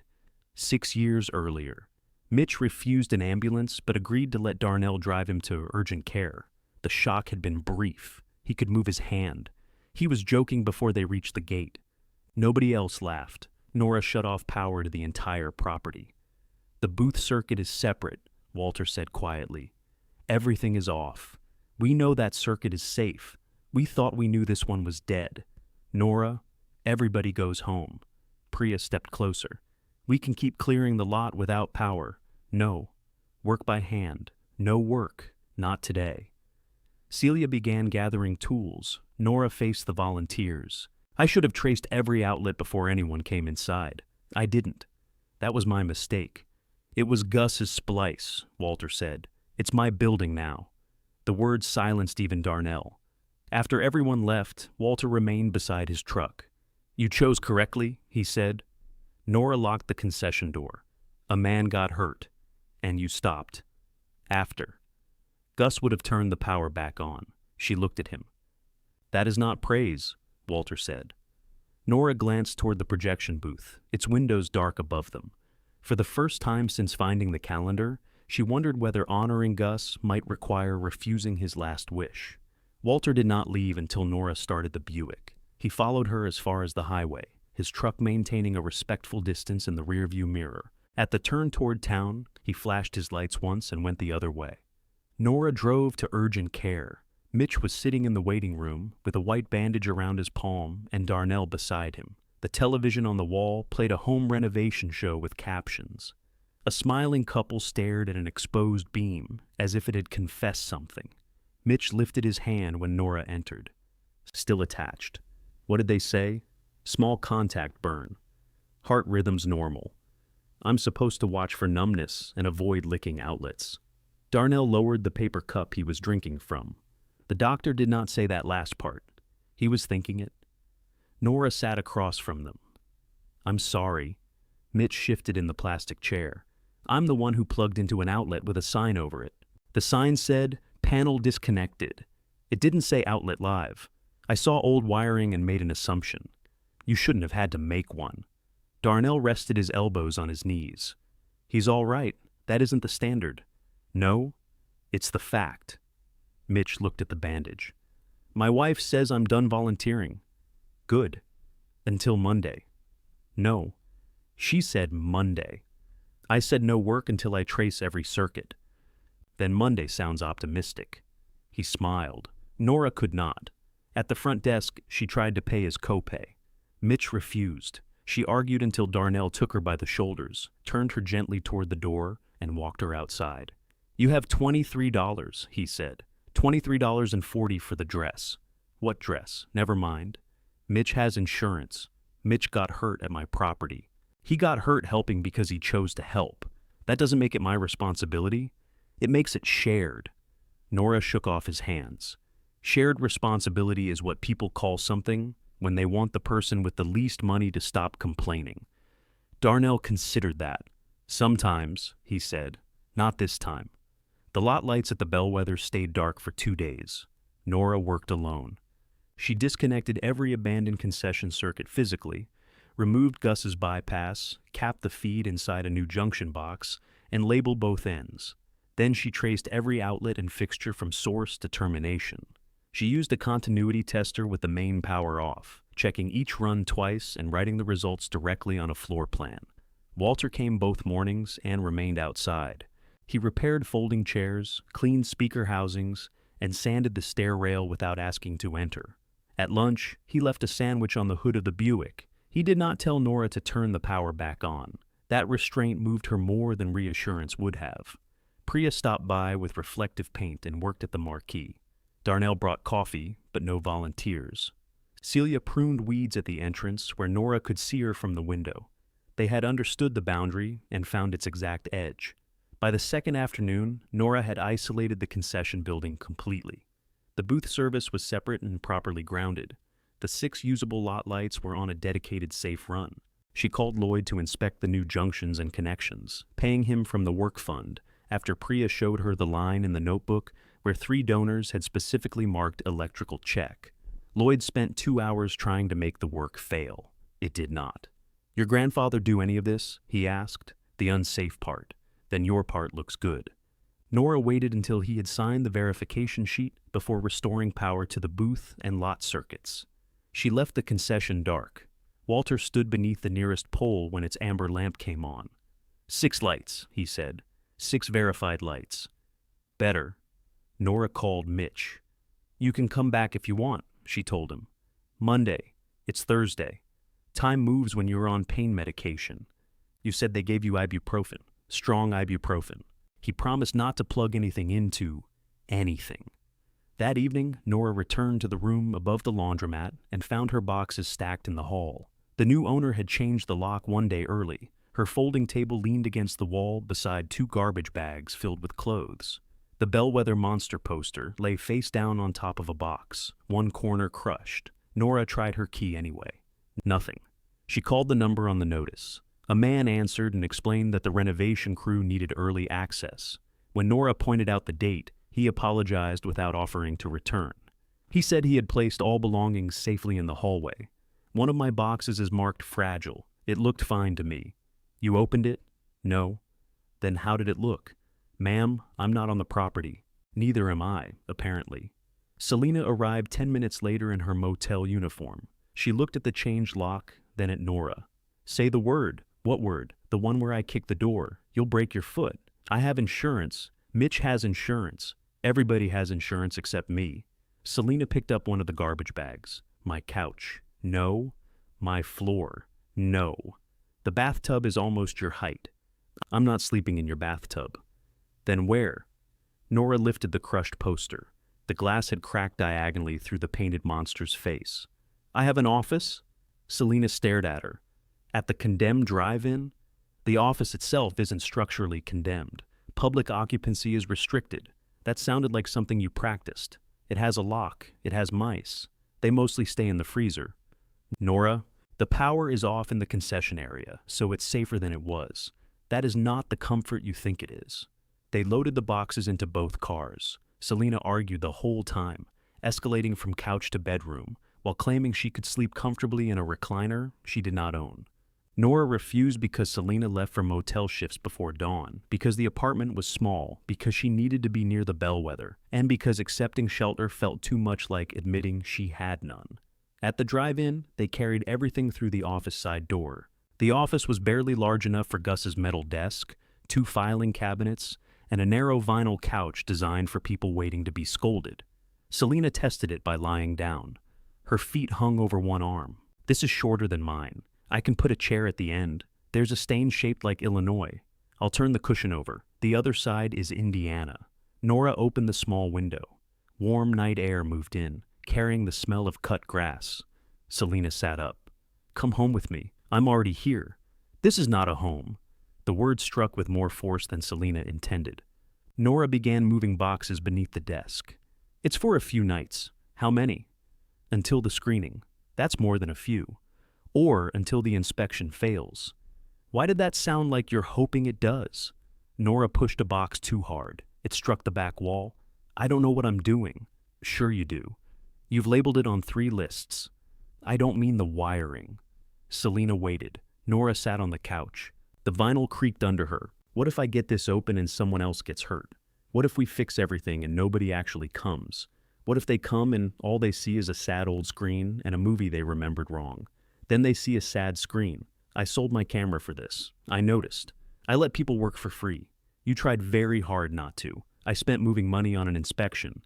That one was especially stupid." Nora laughed despite the pressure behind her eyes.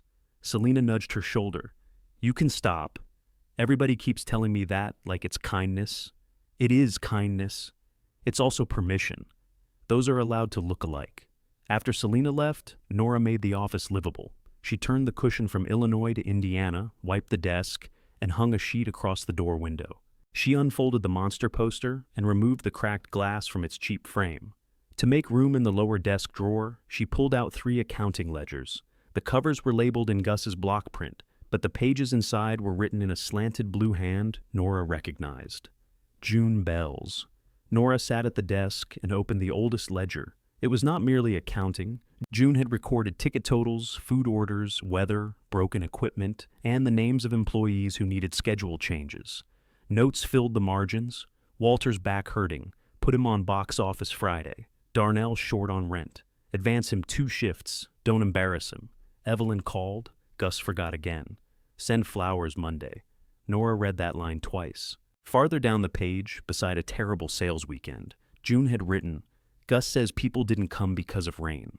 It did not rain. Movie was dreadful. Never book one just because he likes the poster." Nora laughed aloud in the empty office. She carried the ledgers to the concession counter beneath the flashlight and opened another. June's handwriting moved through years of ordinary crises.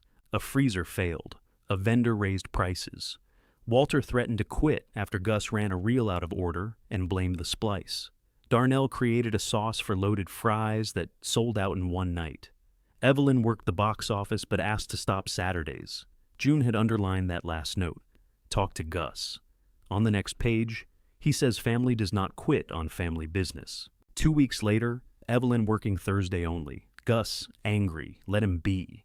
Nora leaned back against the counter. The bellwether and other people's stories was headlights blinking at dusk. First kisses, hot popcorn, and Gus Bell striding between cars as if he had personally arranged the stars. June's version contained payroll taxes, clogged toilets, swollen ankles, and arguments finished after midnight. Near the back of the final ledger, months before June became ill, Nora found her own name.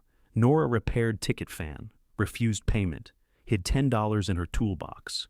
Beneath it, in different ink, Gus had written, "She'll find it." June answered, "That is the point." Nora touched the page. Gus had left her the whole failing place. June had once hidden $10 where Nora would know to look. Nora read until dawn silvered the edges of the office window. June's ledgers covered 11 seasons. The first pages were careful and formal, every expense ruled into columns. Later years loosened. Numbers shared space with grocery lists, staff disputes, weather reports, and private replies to Gus's handwriting. "Need new popcorn machine," Gus had written. June answered, "Need roof more." Beneath a week of low attendance, Gus says change sign to "free kisses with admission." June's reply was underlined twice. Gus no longer allowed near sign. Nora fell asleep with her cheek against an entry about a missing pickle jar and woke when someone knocked on the office door. Walter stood outside holding 2 film cans. She sat up too quickly. The vinyl cushion had pressed a seam into her face. Her neck refused to turn left. "You stayed here," he said. "No?" He looked at the sheet over the window, the blanket on the couch, and her toothbrush in a bellwether souvenir cup. "I was abducted by a very organized squatter." Walter did not smile. "Selina has a couch. Why does everybody know about Selina's couch? She called me." "Why does Selina have your number?" she asked Darnell. Nora opened the door. "There's a dangerous communications network around this place. There always was." Walter noticed the ledgers spread across the desk. He set the film cans down carefully. "You found June's books? You knew they were here?" "I knew she kept them." "After she died, Gus put everything from the business office into drawers. Did he ever read them?" Gus disliked written evidence. Nora showed him the entry about his back. Walter adjusted his glasses, read it, and sat on the desk chair. "She never said." "She moved you to the box office." "I thought Gus had finally noticed." Nora turned several pages. "She also says you threatened to quit because he projected the fourth reel before the third. It was the summer of 1989. People believed the story had become experimental. Gus blamed your splice. Gus blamed my splice for the Gulf War." Walter read the page again, longer this time. "June noticed everything. She was doing everything. Yes." The word held no argument. Outside, car doors began closing. Celia's voice rose near the gate, directing someone with a trailer. Nora stood and tried to smooth her hair. "What's in the cans?" "Leader and test footage. The print stays in my workshop until we know the booth can maintain speed under load." "You said the projector worked. It does. Working once and working for 113 minutes are not the same. Of course the movie is 113 minutes. Gus considered intermission. For a movie under 2 hours? He had popcorn to sell. Nora brought June's newest ledger to the concession counter and placed it beside Priya's work fund notebook. When the volunteers gathered, she stood on an overturned soda crate so they could see her. There were 14 people, including Mitch, who waved his bandaged hand when she glared at him. "Before anyone starts," Nora said, "the concession circuits are physically disconnected. Do not plug into any outlet in this building. Power is available only at the market exterior station and Darnell's trailer. Mitch is not allowed to touch either." Mitch lifted his good hand. "What about batteries? Ask Celia." Celia nodded as if this were a genuine safety protocol. Nora held up the notebook. "Every dollar and donated item goes in here. If you spend money, bring a receipt. If you do skilled work, write down your hours, even if you are donating them." A mechanic near the back asked, "Why?" "Because donated labor still has value, and if the screening brings in anything beyond expenses, people who are owed money get paid before I do." Darnell leaned against the counter. "You know nobody here expects. I don't care what anybody expects." The room quieted. Nora opened June's ledger. "This place ran for years because some people's work was treated like a favor, while somebody else stood under the marquee and called it a family business. We're not doing that again." Walter looked down. Darnell stopped leaning. Priya asked, "Do lectures count as skilled labor?" "Not yours." "Then I withdraw my hours." A few people laughed, and the room breathed again.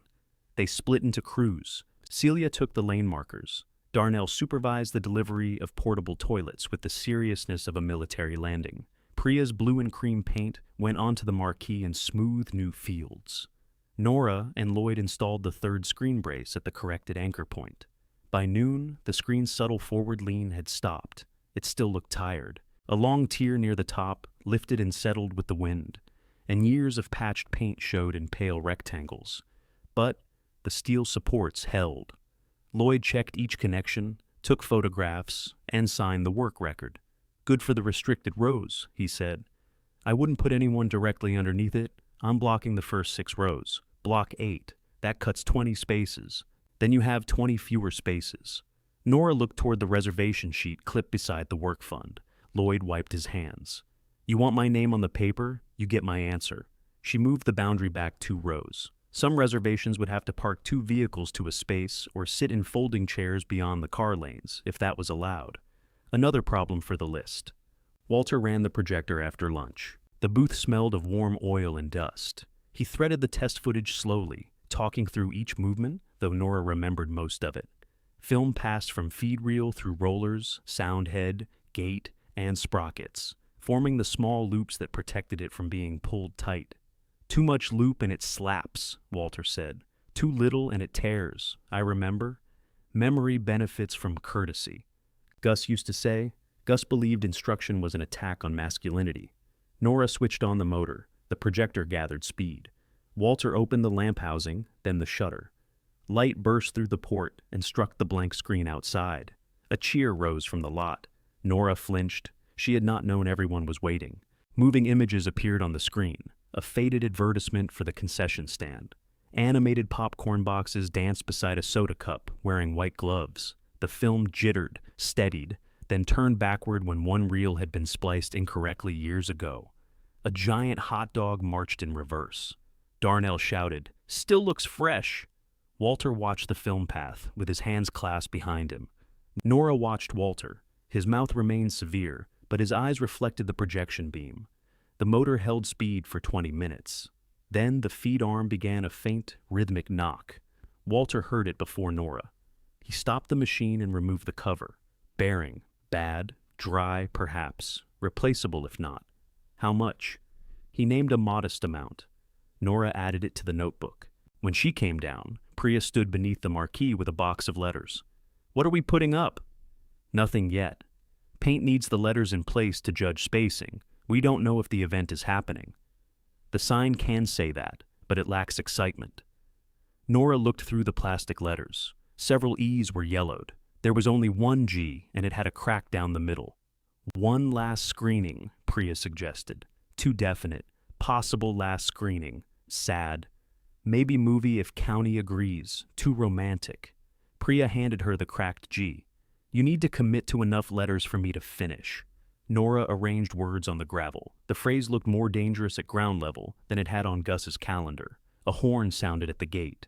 Marlene drove in without waiting for anyone to open it. Her white SUV crossed the lot slowly, avoiding ruts, and stopped beside the volunteers' cars. She emerged wearing cream slacks and a sleeveless blouse. Her sandals had heels. Priya looked at Nora. "You expecting a health inspector for clothing?" "No." Marlene came straight toward her. "We need to talk. We're working. That is what we need to talk about." Nora carried the letters beneath the marquee. "Talk in private, then wait."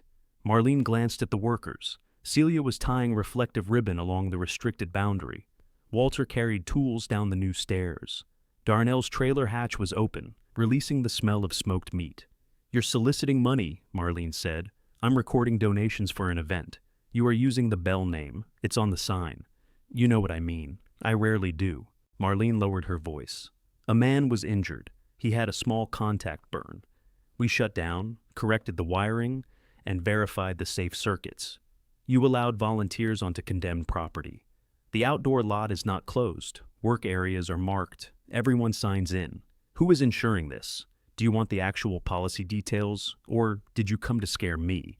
Marlene's nostrils flared. "I came because people are calling the family. They are calling you. They are asking whether this is legitimate. And what do you tell them? That you have a history of starting things you don't finish." The sentence was too clean to be accidental. Nora looked toward Celia. 2 regular volunteers had not returned after the electrical accident. She had assumed they were busy. "You called people," she said. "I answered questions. You warned them I might abandon this. You left me the drive-in, Gus left you the drive-in, and everybody else agreed because none of you wanted it." Marlene folded her arms. "You could have refused. At the funeral diner, between Dean's pie and your folder, you always make things sound crueler than they were." "No, I make them sound like what happened." Marlene stepped closer. "Your grandfather believed giving you responsibility would make you settle down. We let him believe it because arguing with him was pointless. That is the truth you keep demanding." The cracked G pressed into Nora's palm. "So you expected me to walk away. We expected you to be sensible. And when I wasn't, you made calls. I do not want strangers blaming us when you fail to deliver what Gus promised." Nora nodded slowly. "Then take your name off it." Marlene blinked. "What?" "The work fund, the inspection, the screening, none of it belongs to you. If it fails, tell everyone you warned them. If it succeeds, don't stand under the marquee and call it ours." Color rose along Marlene's neck. Behind them, a metal ladder scraped against concrete. conversation had stopped across the lot. Marlene heard the silence too. "You're behaving exactly like him," she said. Nora looked at the fresh cream paint, the safe stairs, the documented hours, and the dark concession outlets no one was allowed to use. "No," she said, "that's what's bothering you." Marlene left without another word. After the SUV disappeared, Priya offered Nora the box of letters. Nora climbed the ladder and put up one last screening herself. The new message on the marquee reached town before Nora finished climbing down. Her phone began vibrating while she was still collecting letters from the gravel. Celia's picture appeared first, though Celia stood 30 feet away beside the exit lane. Nora answered. "Why are you calling me?" "To make sure the number on the poster works." "What poster?" Celia lowered her own phone and waved a printed page. At the top, Priya had painted a small version of the marquee. Beneath it were the date, gate time, safety restrictions, and Nora's phone number. Nora looked at Priya. "We need confirmations," Priya said. "We need approval. We also need to know who's coming." The next call was from a man asking if he could bring an RV. The answer was no. Someone else wanted to reserve 4 spaces for a motorcycle club. Nora said motorcycles could share 2 spaces if no one objected to parking close together. A woman asked whether lawn chairs would be allowed in front of the cars. Nora looked at the marked safety boundary and said only in the designated area beyond row 8. "Is there a designated area?" Walter asked when she hung up. "There will be." "What is it designated for?" "People who ask questions before I'm ready." Darnell drew a box on the site map and labeled it chairs. Done. Nora spent the evening calling every reservation holder again. This time, she did not offer an immediate refund. She explained that the county inspection was pending, parking would be restricted, and anyone unwilling to accept a shared or reassigned space should tell her now. The woman from Arizona was named Ruth Calder. She had already changed her flight once to avoid a connection in Dallas and spoke as if that sacrifice alone guaranteed the movie. "I don't care where you park me," Ruth said. "Put me behind the bathrooms." "You do not want to be behind the bathrooms." "Then surprise me." "Are you renting a car?" "My sister is driving me. She says this is a ridiculous amount of trouble for a film with bad rear projection." "Your sister sounds sensible. She's unbearable." Ruth lowered her voice. "She bought a new blouse for it." By the end of the calls, 43 of the original 47 vehicle reservations remained. 5 pairs agreed to share spaces. 3 people offered their reservations to others and planned to bring folding chairs. The man who had accepted a refund called back and asked whether she had mailed his check yet. "No," Nora said. "Good. Tear it up." "You were very certain yesterday. My wife saw the marquee. So?" "She became less certain on my behalf." Nora restored his name to the list. A local radio station called the next morning. Nora declined an interview. "A little publicity could help," Priya said. "Help what?" "We're already at the safe limit, the work fund. I don't want strangers sending money because they think we're rescuing a landmark. We're trying to show one movie. Those things can become related. Not yet." Priya smiled. "That word is doing a lot of work." Nora ignored her. Walter replaced the projector bearing with a part ordered from St. Louis. He hovered while Nora installed it, correcting the angle of her wrist twice and apologizing neither time. When they ran another test reel, the feed arm turned without knocking. "Better," Walter said. "Good. Better. Is that the most enthusiastic word available to projectionists? Enthusiasm causes fingerprints." The portable toilets arrived and were positioned behind a privacy screen, Priya painted with blue stars. Darnell tested the flow of vehicles through the entrance and exit by recruiting volunteers to drive in circles, while Celia timed them with a kitchen timer. The exercise looked absurd until 2 cars met nose to nose in the west lane and revealed a blind turn. Nora removed a section of brush and moved one exit marker. Every correction created another smaller correction. By the morning of the inspection, Nora had slept 3 hours. She showered at Selena's apartment, changed into clean work clothes, and returned to find Walter polishing the projector housing. "You understand the inspector is not inspecting shine," she said. "One should not greet judgment covered in fingerprints." Lloyd arrived with his documentation. Priya touched up a directional arrow nobody else could see was crooked.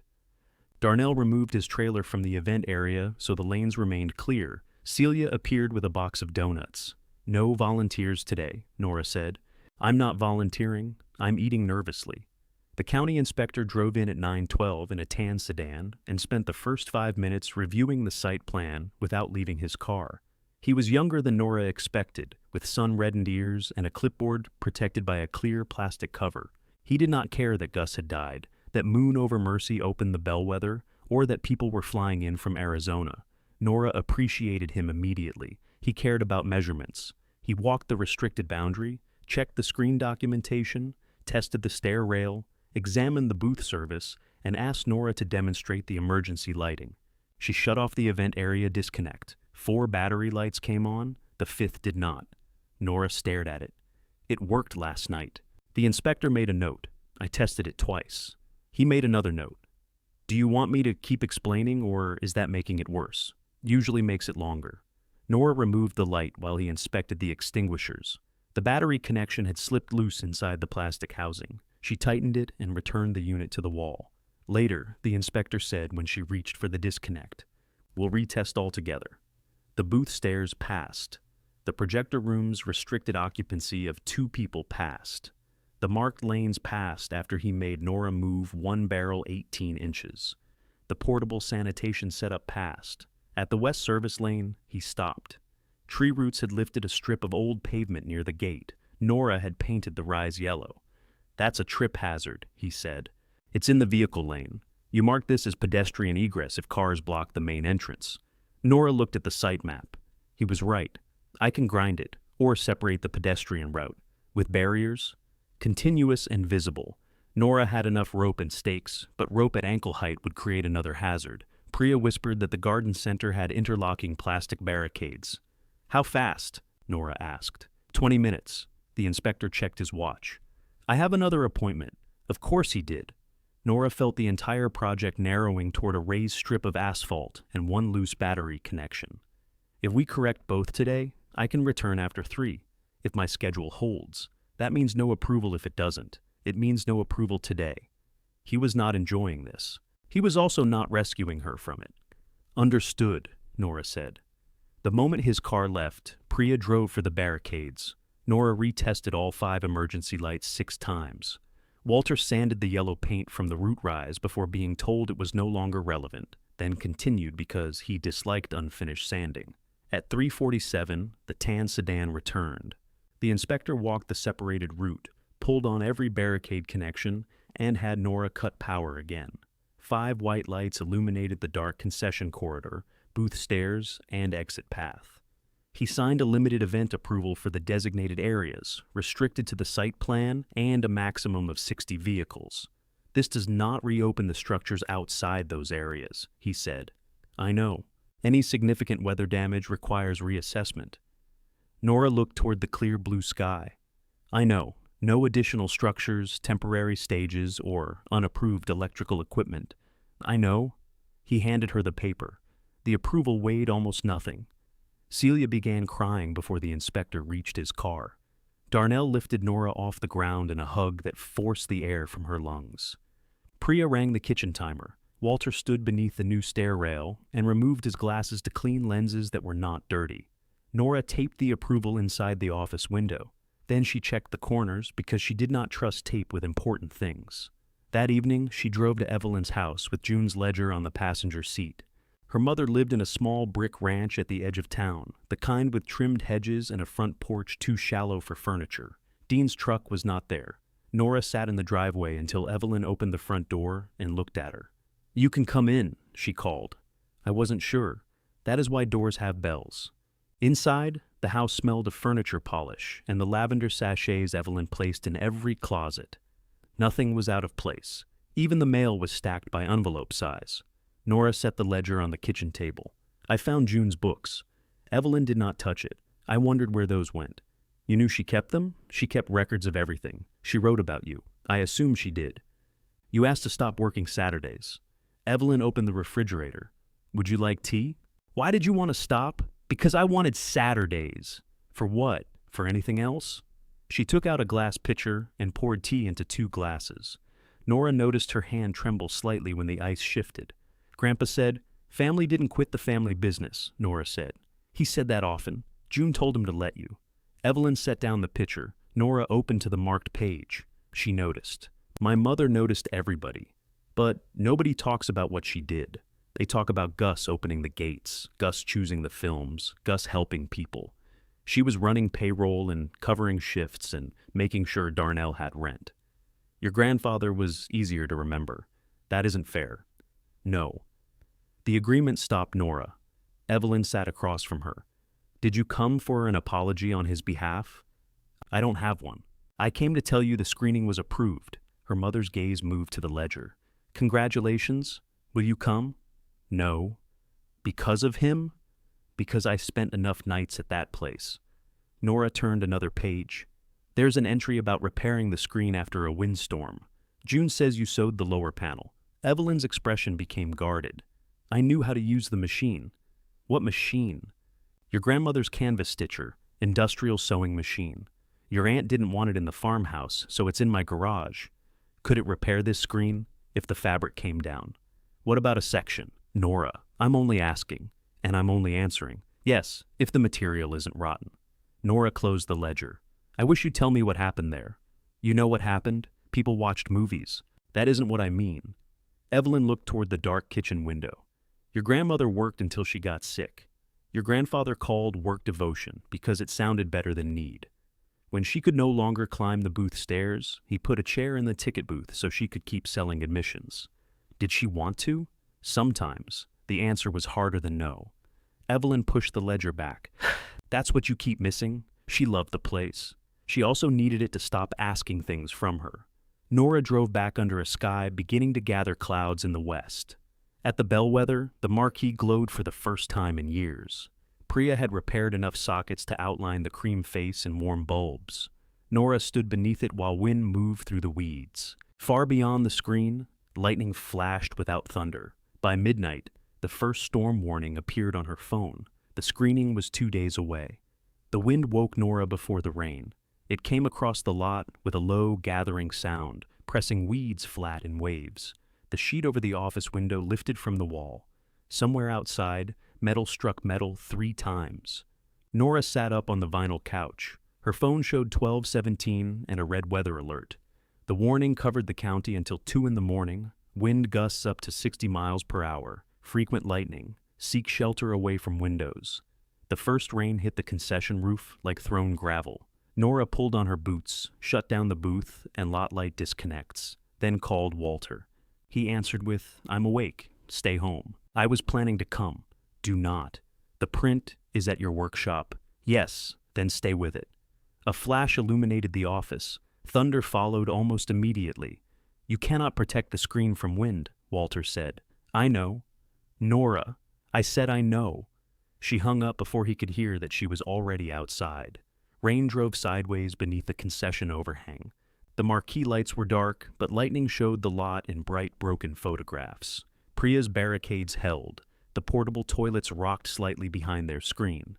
One reflective lane sign tore loose and vanished into the weeds. The screen moved, not the repaired supports. Those held beneath the steel frame, dark triangles against the sky. The facing itself bowed inward, filled by wind, then snapped back with a deep report. Nora ran as far as row 8. The existing tear near the upper right corner opened another foot. Don't, she said, as if the screen had chosen this. Wind filled it again. This time the lower seam ripped sideways. The noise was not a pop, but a long, tearing moan that traveled across the field. A section of facing peeled from its fasteners and began whipping against the frame. Nora took 1 step forward. Lightning struck somewhere beyond the highway, whitening the entire field. She felt the thunder through the soles of her boots. She backed away. There was nothing she could safely do. No rope she could reach, no ladder she could climb, no stubborn act that would stop 60-mile-per-hour wind. Gus might have tried. June might have held the flashlight. Nora returned to the concession building and locked herself in the dark office. For the next hour, she listened to the bellwether being tested. Water entered beneath the north wall in a thin stream. She diverted it with towels and a mop bucket. Something heavy rolled across the roof and fell behind the building. The marquee groaned but remained upright. Rain came through an old ceiling stain above the counter, each drop striking a metal popcorn tray with maddening precision. At 1:30, the wind eased. Nora waited until the lightning moved farther east before going outside. The screen was still standing. The facing was not. Nearly a quarter of the lower right section hung loose. The original small tear had become a jagged opening 6 feet long. Every gust made the detached fabric slap the support frame. She photographed the damage for the inspector, Lloyd, and the work record. Then she sat on the wet hood of the Buick and opened the message thread for reservation holders. Weather damage has forced. She stopped. She tried again. Tonight's storm caused significant. There was no version that did not become a cancellation once sent. Nora placed the phone face down beside her and remained there until the clouds began to pale. The first vehicle through the gate was Evelyn's. Her mother's sedan moved slowly down the lane, headlights sweeping across branches and puddles. A small utility trailer followed behind it. Nora stood. Evelyn parked near the screen. The trailer carried a black industrial sewing machine, bolted to a wooden work table, and covered by a blue tarp. Her mother climbed out wearing rubber boots, jeans, and Gus's old green raincoat. Nora stared at her. "How did you know?" "Your marquee has become a public weather instrument," Celia called at 5. Celia called everybody. She appears to have activated a system.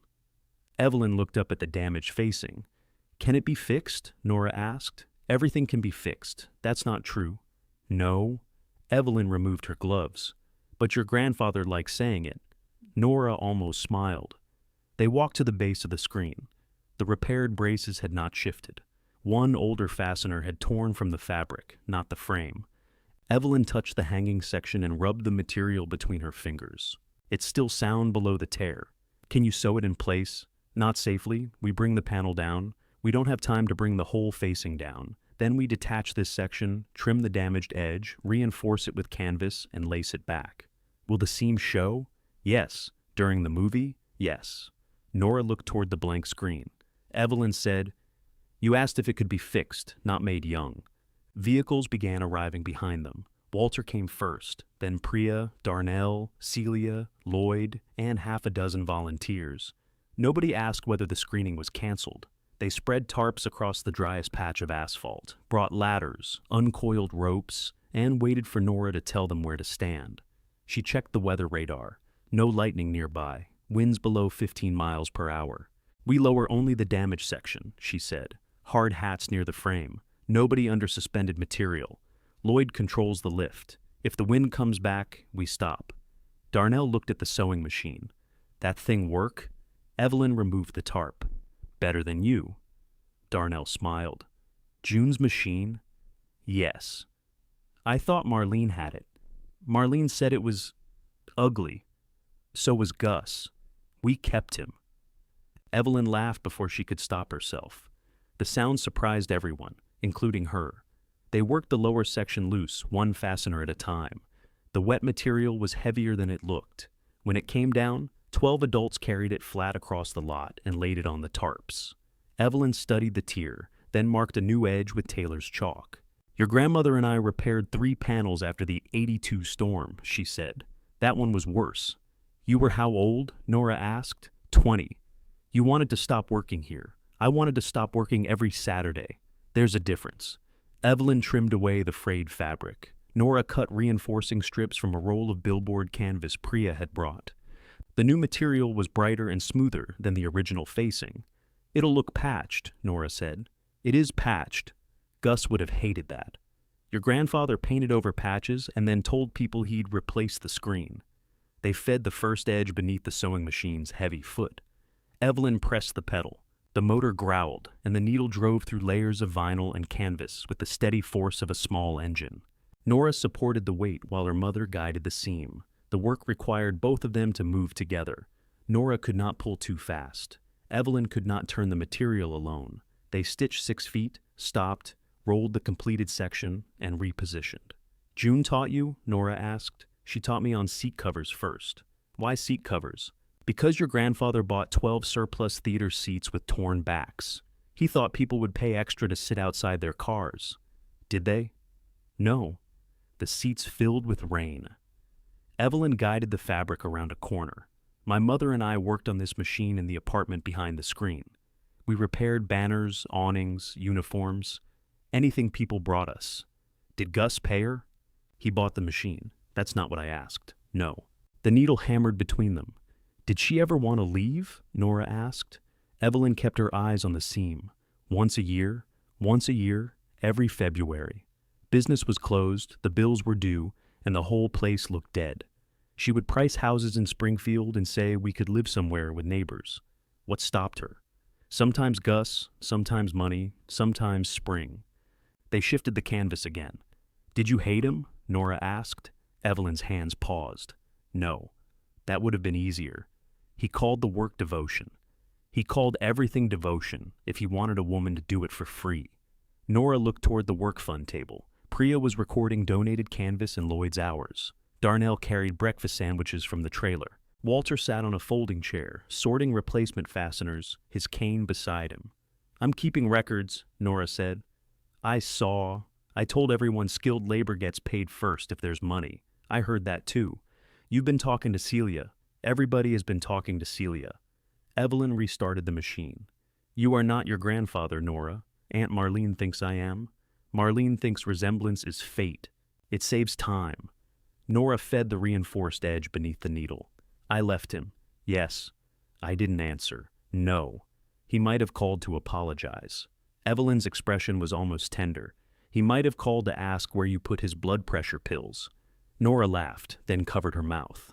Both calls would have sounded the same at first, Evelyn said. That was the problem with him. The seam was finished just after noon. They carried the panel back to the screen and began lacing it to the frame. The patch showed as a pale horizontal band. Priya mixed paint to soften the difference, but Nora stopped her from covering it completely. Leave the seam, she said. Priya looked at her, then nodded. Lloyd inspected the braces again. None had shifted. The frame remained sound.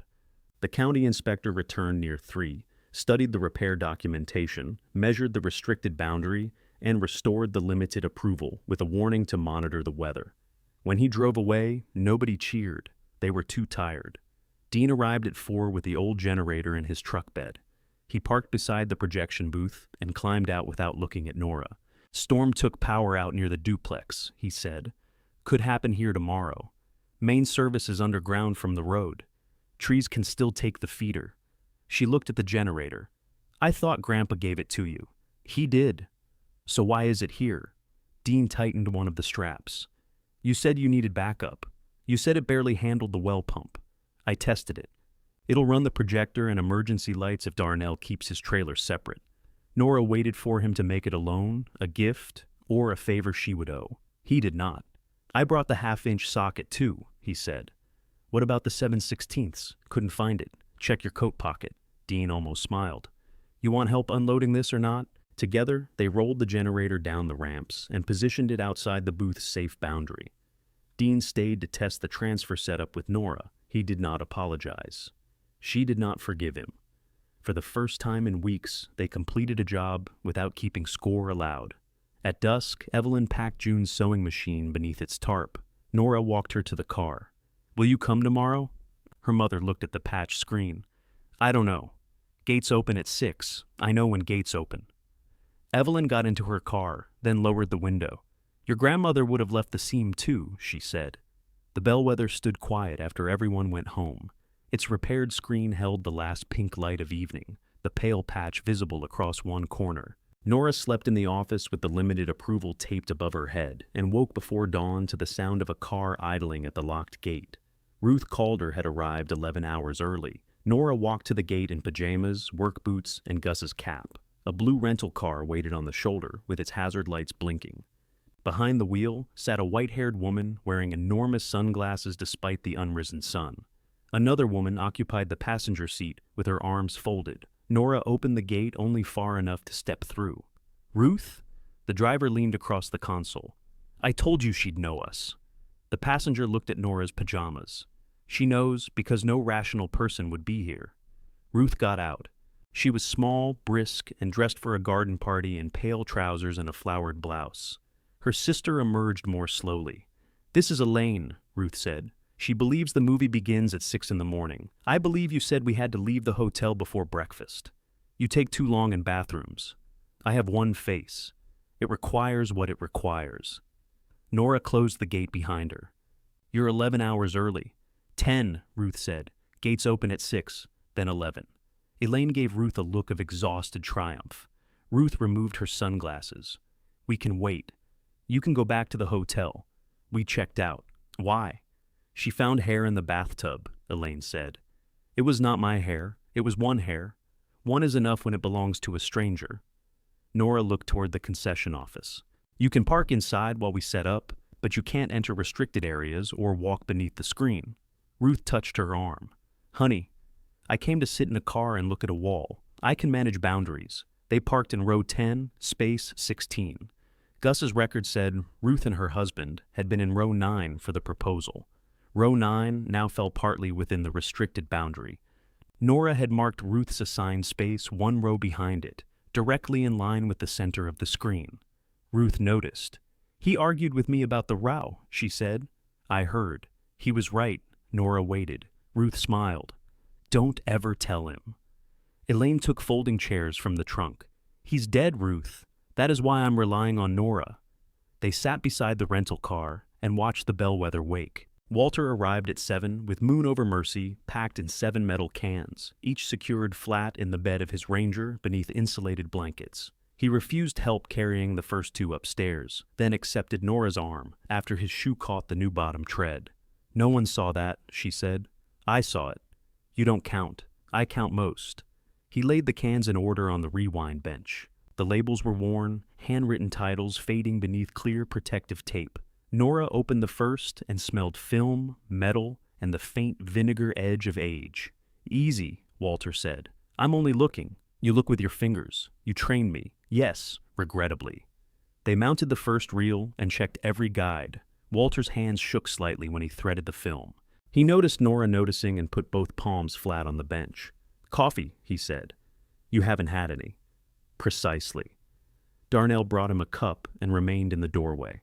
No food in the booth, Walter said. It is coffee. Coffee is food when badly prepared. Darnell handed the cup to Nora instead. Your machine priest is nervous. I am standing here. I can see you. Walter looked toward the first film can. Gus was supposed to be here. Nobody answered. Darnell set a breakfast sandwich on the stairs outside the booth, safely beyond Walter's rules. So was June. He went back down, the parking lot filled with preparation rather than cars. Priya hung blue and cream bunting along the entrance, then removed half of it because the wind made it slap against the marquee. Celia placed numbered cards on posts to guide reserved spaces. Mitch tested every battery light without touching an outlet. Dean brought ice and said it had been discounted, though the bags were from a store that never discounted ice. Nora checked the weather every 15 minutes, clear through midnight.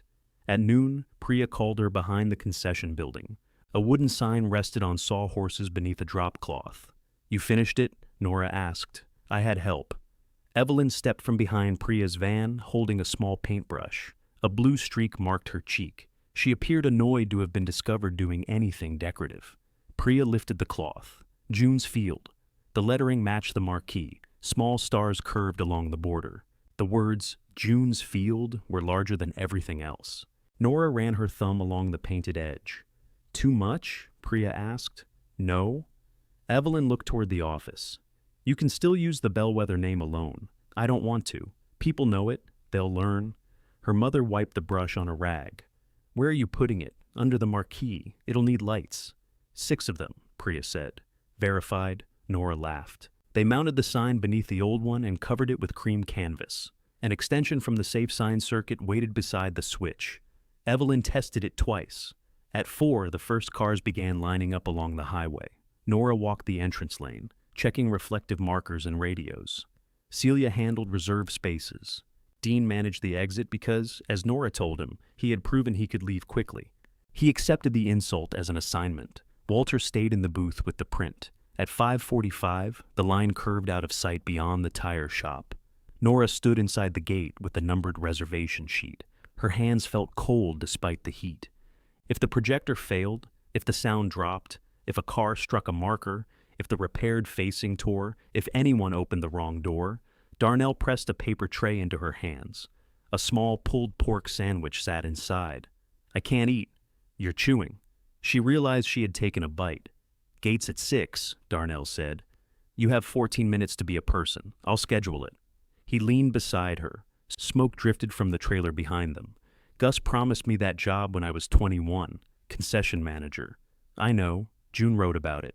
He paid me 50 cents more an hour and gave me keys to a freezer that shocked me every time it rained. You stayed, for 6 years. Why? Darnell watched the line of cars. Because he acted like I belonged to the place before I believed I belonged anywhere. Then he acted like that meant I owed him forever. Nora folded the edge of the paper tray. People can do both, he said. I'm learning. I left angry. Came back angry too, if we're being honest. For the propane, for the chance to show him I built something without him. He isn't here to see it. No? Darnell smiled faintly. But you are. At 6, Nora opened the gate. Cars rolled in beneath the restored marquee. Priya checked windshield cards while Nora welcomed drivers and repeated the rules. No one complained about the restricted rows. People shared spaces, carried folding chairs to the marked section, and followed Celia's directions with the obedience of adults who understood how much work could be destroyed by one selfish decision. Ruth remained in row 10, space 16. Elaine bought 2 barbecue plates and returned with 3. For your husband? Nora asked. For Ruth. Grief gives her 2 appetites. The lot reached 58 vehicles. At 7:20, evening settled blue across the field. The marquee bulbs glowed. Lot lights came on one by one. Conversations drifted between cars. Darnell's trailer sold out of pulled pork and began serving smoked sausage. Walter projected the dancing popcorn advertisement as a test, earning applause from people who had not seen it in decades. Dean called from the entrance radio. White SUV, no reservation card. Nora walked to the gate. Marlene sat behind the wheel. A man Nora recognized as one of her church friends occupied the passenger seat. Behind them, 3 cars waited. I thought family wouldn't need reservations, Marlene said. Everyone needs a space. You have room? I have 2 safe spaces left. One is for emergency access. Marlene looked past her at the full lot. You're really going to make us leave? No, I'm going to put you in row 14 beside the portable toilets. Her passenger covered his mouth. Marlene's eyes narrowed. Then she saw Dean at the exit lane, Priya beneath the marquee, Evelyn carrying a cash box for Darnell, and dozens of people waiting behind her. Row 14 is fine, she said. Nora guided the SUV into the last space. When darkness settled fully, she stood on the low concrete platform beneath the screen. Darnell handed her a microphone connected to his trailer system. The crowd quieted. Nora had written a speech. The paper remained folded in her pocket. Gus Bell's scheduled tonight, she began. That's the simplest way to say how we all got here. Someone sounded a car horn. He ordered things he could not afford, promised work he could not perform, and told several people the screen was in better condition than it was. Laughter moved through the lot. That is also a simple way to describe Gus. Nora looked toward the projection booth. Walter stood behind the glass. The bellwether mattered to him. He loved the picture, the crowd, and the moment the lights went down. But places like this are never built by one person, even when one person tells the story loudest. Evelyn stood beside the covered sign. My grandmother, June Bell, kept the books, worked the ticket booth, repaired the screen, balanced the bills, and remembered who needed a free meal or a different shift. A lot of what people loved here began with work no one saw. Evelyn's face was unreadable in the blue light. So, before we show Gus's last movie, we're putting her name where people can see it. Nora nodded. Evelyn pulled the canvas away and switched on the lights. June's Field, at the bellwether, glowed beneath the old marquee. For one suspended second, the lot was silent. Then Ruth began honking. Other horns joined until the sound rolled across the field. Evelyn stood with one hand on the switch, laughing and crying at the same time. Nora thanked the volunteers by name. She thanked Walter for preserving the film, Darnell for feeding everyone, Priya for bringing the sign back to life, and Evelyn for teaching the screen how to survive another storm. She did not call Gus a saint. She did not call him a villain. He made this promise, she said. We decided how to keep it. The lot lights went dark. Moon Over Mercy began. The picture flickered across the patch screen, faded but steady. Horses crossed a painted desert. The damp-looking leading man arrived at a train station 20 minutes late. Ruth laughed from row 10 before anyone else. Nora watched from the booth. At the 40-minute mark, the feed arm clicked. Walter reached for it. The reel jerked. Film tightened between the sprockets. Walter froze. The clicking became a knock. "Motor off," Nora said. Walter did not move. She hit the switch. The picture vanished from the screen. Below them, the crowd murmured. Walter stared at the slack film in the gate. His hands were shaking badly now. "I cleaned it," he said. "I checked every foot. It isn't the print. The splice caught. The feed arm is sticking. I should have replaced the assembly. We didn't have one. I knew." Nora opened the side cover. The new bearing was turning, but the tension lever had jammed against an old guide washer. She loosened it. The washer shifted, then caught again. Walter reached past her with trembling fingers. "Let me," he said. She could have moved him aside. Instead, Nora placed her hand beneath his and guided the lever while he eased the washer into alignment. Again, she said. Together, they turned the feed arm. It moved smoothly. Nora rethreaded the loosened section while Walter held the reel steady. He formed the upper loop. She formed the lower. His hands settled as the familiar sequence returned. "Ready?" she asked. Walter looked through the dark projection port at the waiting field. "Ready." The motor gathered speed. Nora opened the shutter. Moon over. Mercy returned to the patch screen, and 58 cars answered with light and horns. The crowd settled as quickly as it had erupted. Walter kept one hand near the feed arm for the rest of the reel. Nora stood beside him, watching the film path instead of the screen. Every soft click sounded suspicious. Every rotation of the take-up reel felt borrowed. When the first reel ended, Walter made the changeover cleanly. "You still have it," Nora said. "Of course I have it." His voice shook less than his hands.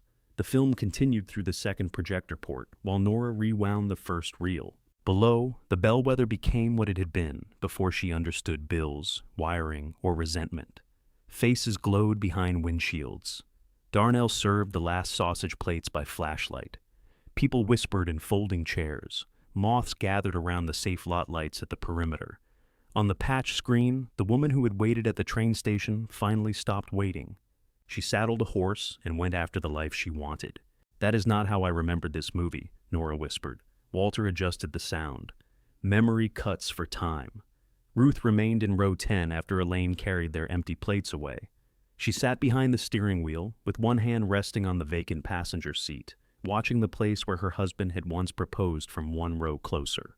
Near the end, Ruth reached toward the empty seat and laughed at something Nora could not hear. The final scene showed the lovers riding into a sunrise clearly filmed at sunset. The music swelled, the color shifted from orange to a bruised purple, and the patch section across the screen became visible through the sky. Nobody complained.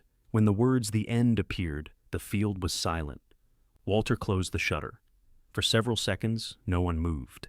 Then Ruth sounded one long note on the rental car's horn. The lot answered. Headlights blinked. Horns rose in ragged waves. People stood beside their cars and applauded the dark booth windows. Walter stepped backward as if the noise might enter through the glass and knock him over. Nora touched his shoulder. "You should let them see you. I am not dressed for that. You're wearing a bow tie." Walter looked down, apparently surprised to find it there. Nora opened the booth door. They stood together at the top of the safe stairs. Walter raised one hand. The cheering grew louder, then softened into laughter when he tried to make everyone stop. Nora looked across the lot. Evelyn stood beneath June's illuminated name. Darnell leaned through his trailer hatch, holding an empty serving pan above his head. Priya had blue paint on both forearms. Celia rang the kitchen timer until Dean took it from her and held it out of reach. Marlene remained beside her white SUV in row 14. Her church friend was applauding. She was not. Then, slowly, Marlene brought her hands together. It was not surrender. It was not an apology. It was enough truth for one night. Cars took nearly an hour to leave. Nora and Dean directed traffic while Celia checked that nobody had left folding chairs in the lanes. Priya stood by the marquee accepting hugs from strangers who remembered different versions of its colors. Darnell scraped the last pieces of smoked meat into containers for the cleanup crew. At the gate, Ruth rolled down her window. "You parked me in the wrong row," she told Nora. "I know. It was perfect." Elaine leaned across the passenger seat. "I still think the rear projection was terrible." "You bought a poster," Ruth said. It was a well-designed poster. Ruth held out one of the numbered windshield cards. "I'm keeping this, unless you need it." It's yours. Then I expect you to mail me another one if you ever do this again." Nora opened her mouth. Ruth raised a hand. "Do not answer tonight. You look like a person who might promise something from exhaustion. Runs in the family, then sleep first." The rental car turned onto the highway. Marlene's SUV came next. She lowered her window and glanced at the glowing marquee. It looked good. "Priya did the sign? I meant all of it. Thank you." Marlene adjusted the purse on her lap. "People are going to ask what happens now. I'm sure they are. You should have an answer. I will when I have one." Her aunt's fingers tightened around the purse strap. "You embarrassed me today. You embarrassed yourself before you got here." The church friend looked through the windshield with deep concentration. Marlene's chin rose. "You told me not to claim it if it succeeded." "Yes. I shouldn't have called those people. No. I thought I was protecting the family. From me. From another promise we couldn't keep." Nora looked back at the screen, its repaired seam pale in the marquee light. "We kept it. You did." Marlene drove away before either of them could make the exchange larger than it was. Dean waited until the last guest left, then reached into his pocket. He held out a half-inch socket. "You already brought that one," Nora said. 7/16. She took it. The metal was warm from his hand. "Coat pocket?" she asked. "Toolbox. Liar, probably." They walked toward the booth, where the old generator hummed under light load. "I can leave it," Dean said. "You said it was yours. It can be mine here. That isn't how ownership works. It seems to be how our family does it." Nora put the socket into her pocket. "Leave it until I decide whether there's another event." Dean glanced at her. "You're considering one? I'm considering deciding. Dangerous." He unplugged the transfer cable after Walter shut down the booth. "I was wrong about tonight. You were wrong before tonight." "Yes." Nora waited for the apology. Dean wound the cable around his elbow. "I thought if you failed fast enough, you wouldn't lose much. I sold my camera, I heard. Did Selena call you too?" "Celia, of course." Dean set down the cable. "I didn't think you could do this. I couldn't." He looked around at the volunteers. "No," he said. "I guess not." For once, Nora heard the difference between an insult and an understanding. They locked the generator beneath the lean-to. After midnight, only the workers remained. Darnell turned cleanup into an assembly line. Trash bags moved down the rows. Folding chairs collapsed and stacked. Priya collected signs. Walter carried the film cans down one at a time, refusing assistance until Nora silently took the bottom of each. Evelyn sat on the hood of the Buick with 2 cups of coffee. Nora joined her after locking the booth. The hood dipped under their weight. "Selena's car is going to remember every bad decision I made this month," Nora said. "It remembered several before this." "She told you about the transmission?" Everyone told everyone everything. The screen stood blank above them. Without a picture, its patches and stains were obvious again. The repaired lower section was a different color. It looked used rather than ruined. Evelyn handed Nora a cup. "I had forgotten the sound," she said. "The projector? The cars. After the credits." Nora drank the coffee. It was too sweet. "Did June stay through cleanup?" "Always." "Did Gus?" "Sometimes." A volunteer crossed the lot, carrying a broom. Darnell called that sweeping asphalt was evidence of emotional instability. Evelyn smiled into her cup. "Your grandmother would have liked him. She knew him." She knew the angry version.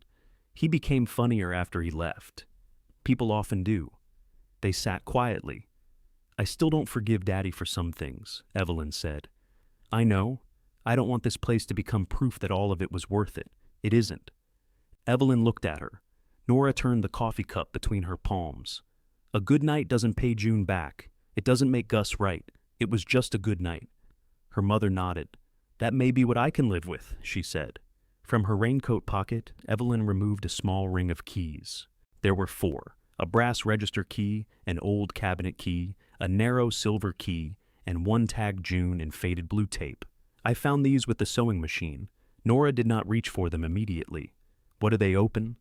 "The register, her desk, the ticket drawer." "I don't know about the silver one. Why give them to me? I'm not giving you a job." Evelyn placed the ring on the hood between them. "I'm giving you a choice." The keys shone beneath the marquee light. Nora picked them up. The next morning, the work fund notebook, reservation sheet, vendor receipts, and June's ledger occupied the concession counter. Darnell arrived with biscuits. Priya brought a calculator. Walter brought the cleaned film cans, although nobody had asked him to return them yet. Celia came carrying the kitchen timer and an envelope of cash from late food sales. They paid the portable toilet balance, Lloyd's reduced fee, replacement hardware, fuel, supplies, and Darnell's original propane deposit. Priya accepted payment for paint, but refused labor. Walter refused everything.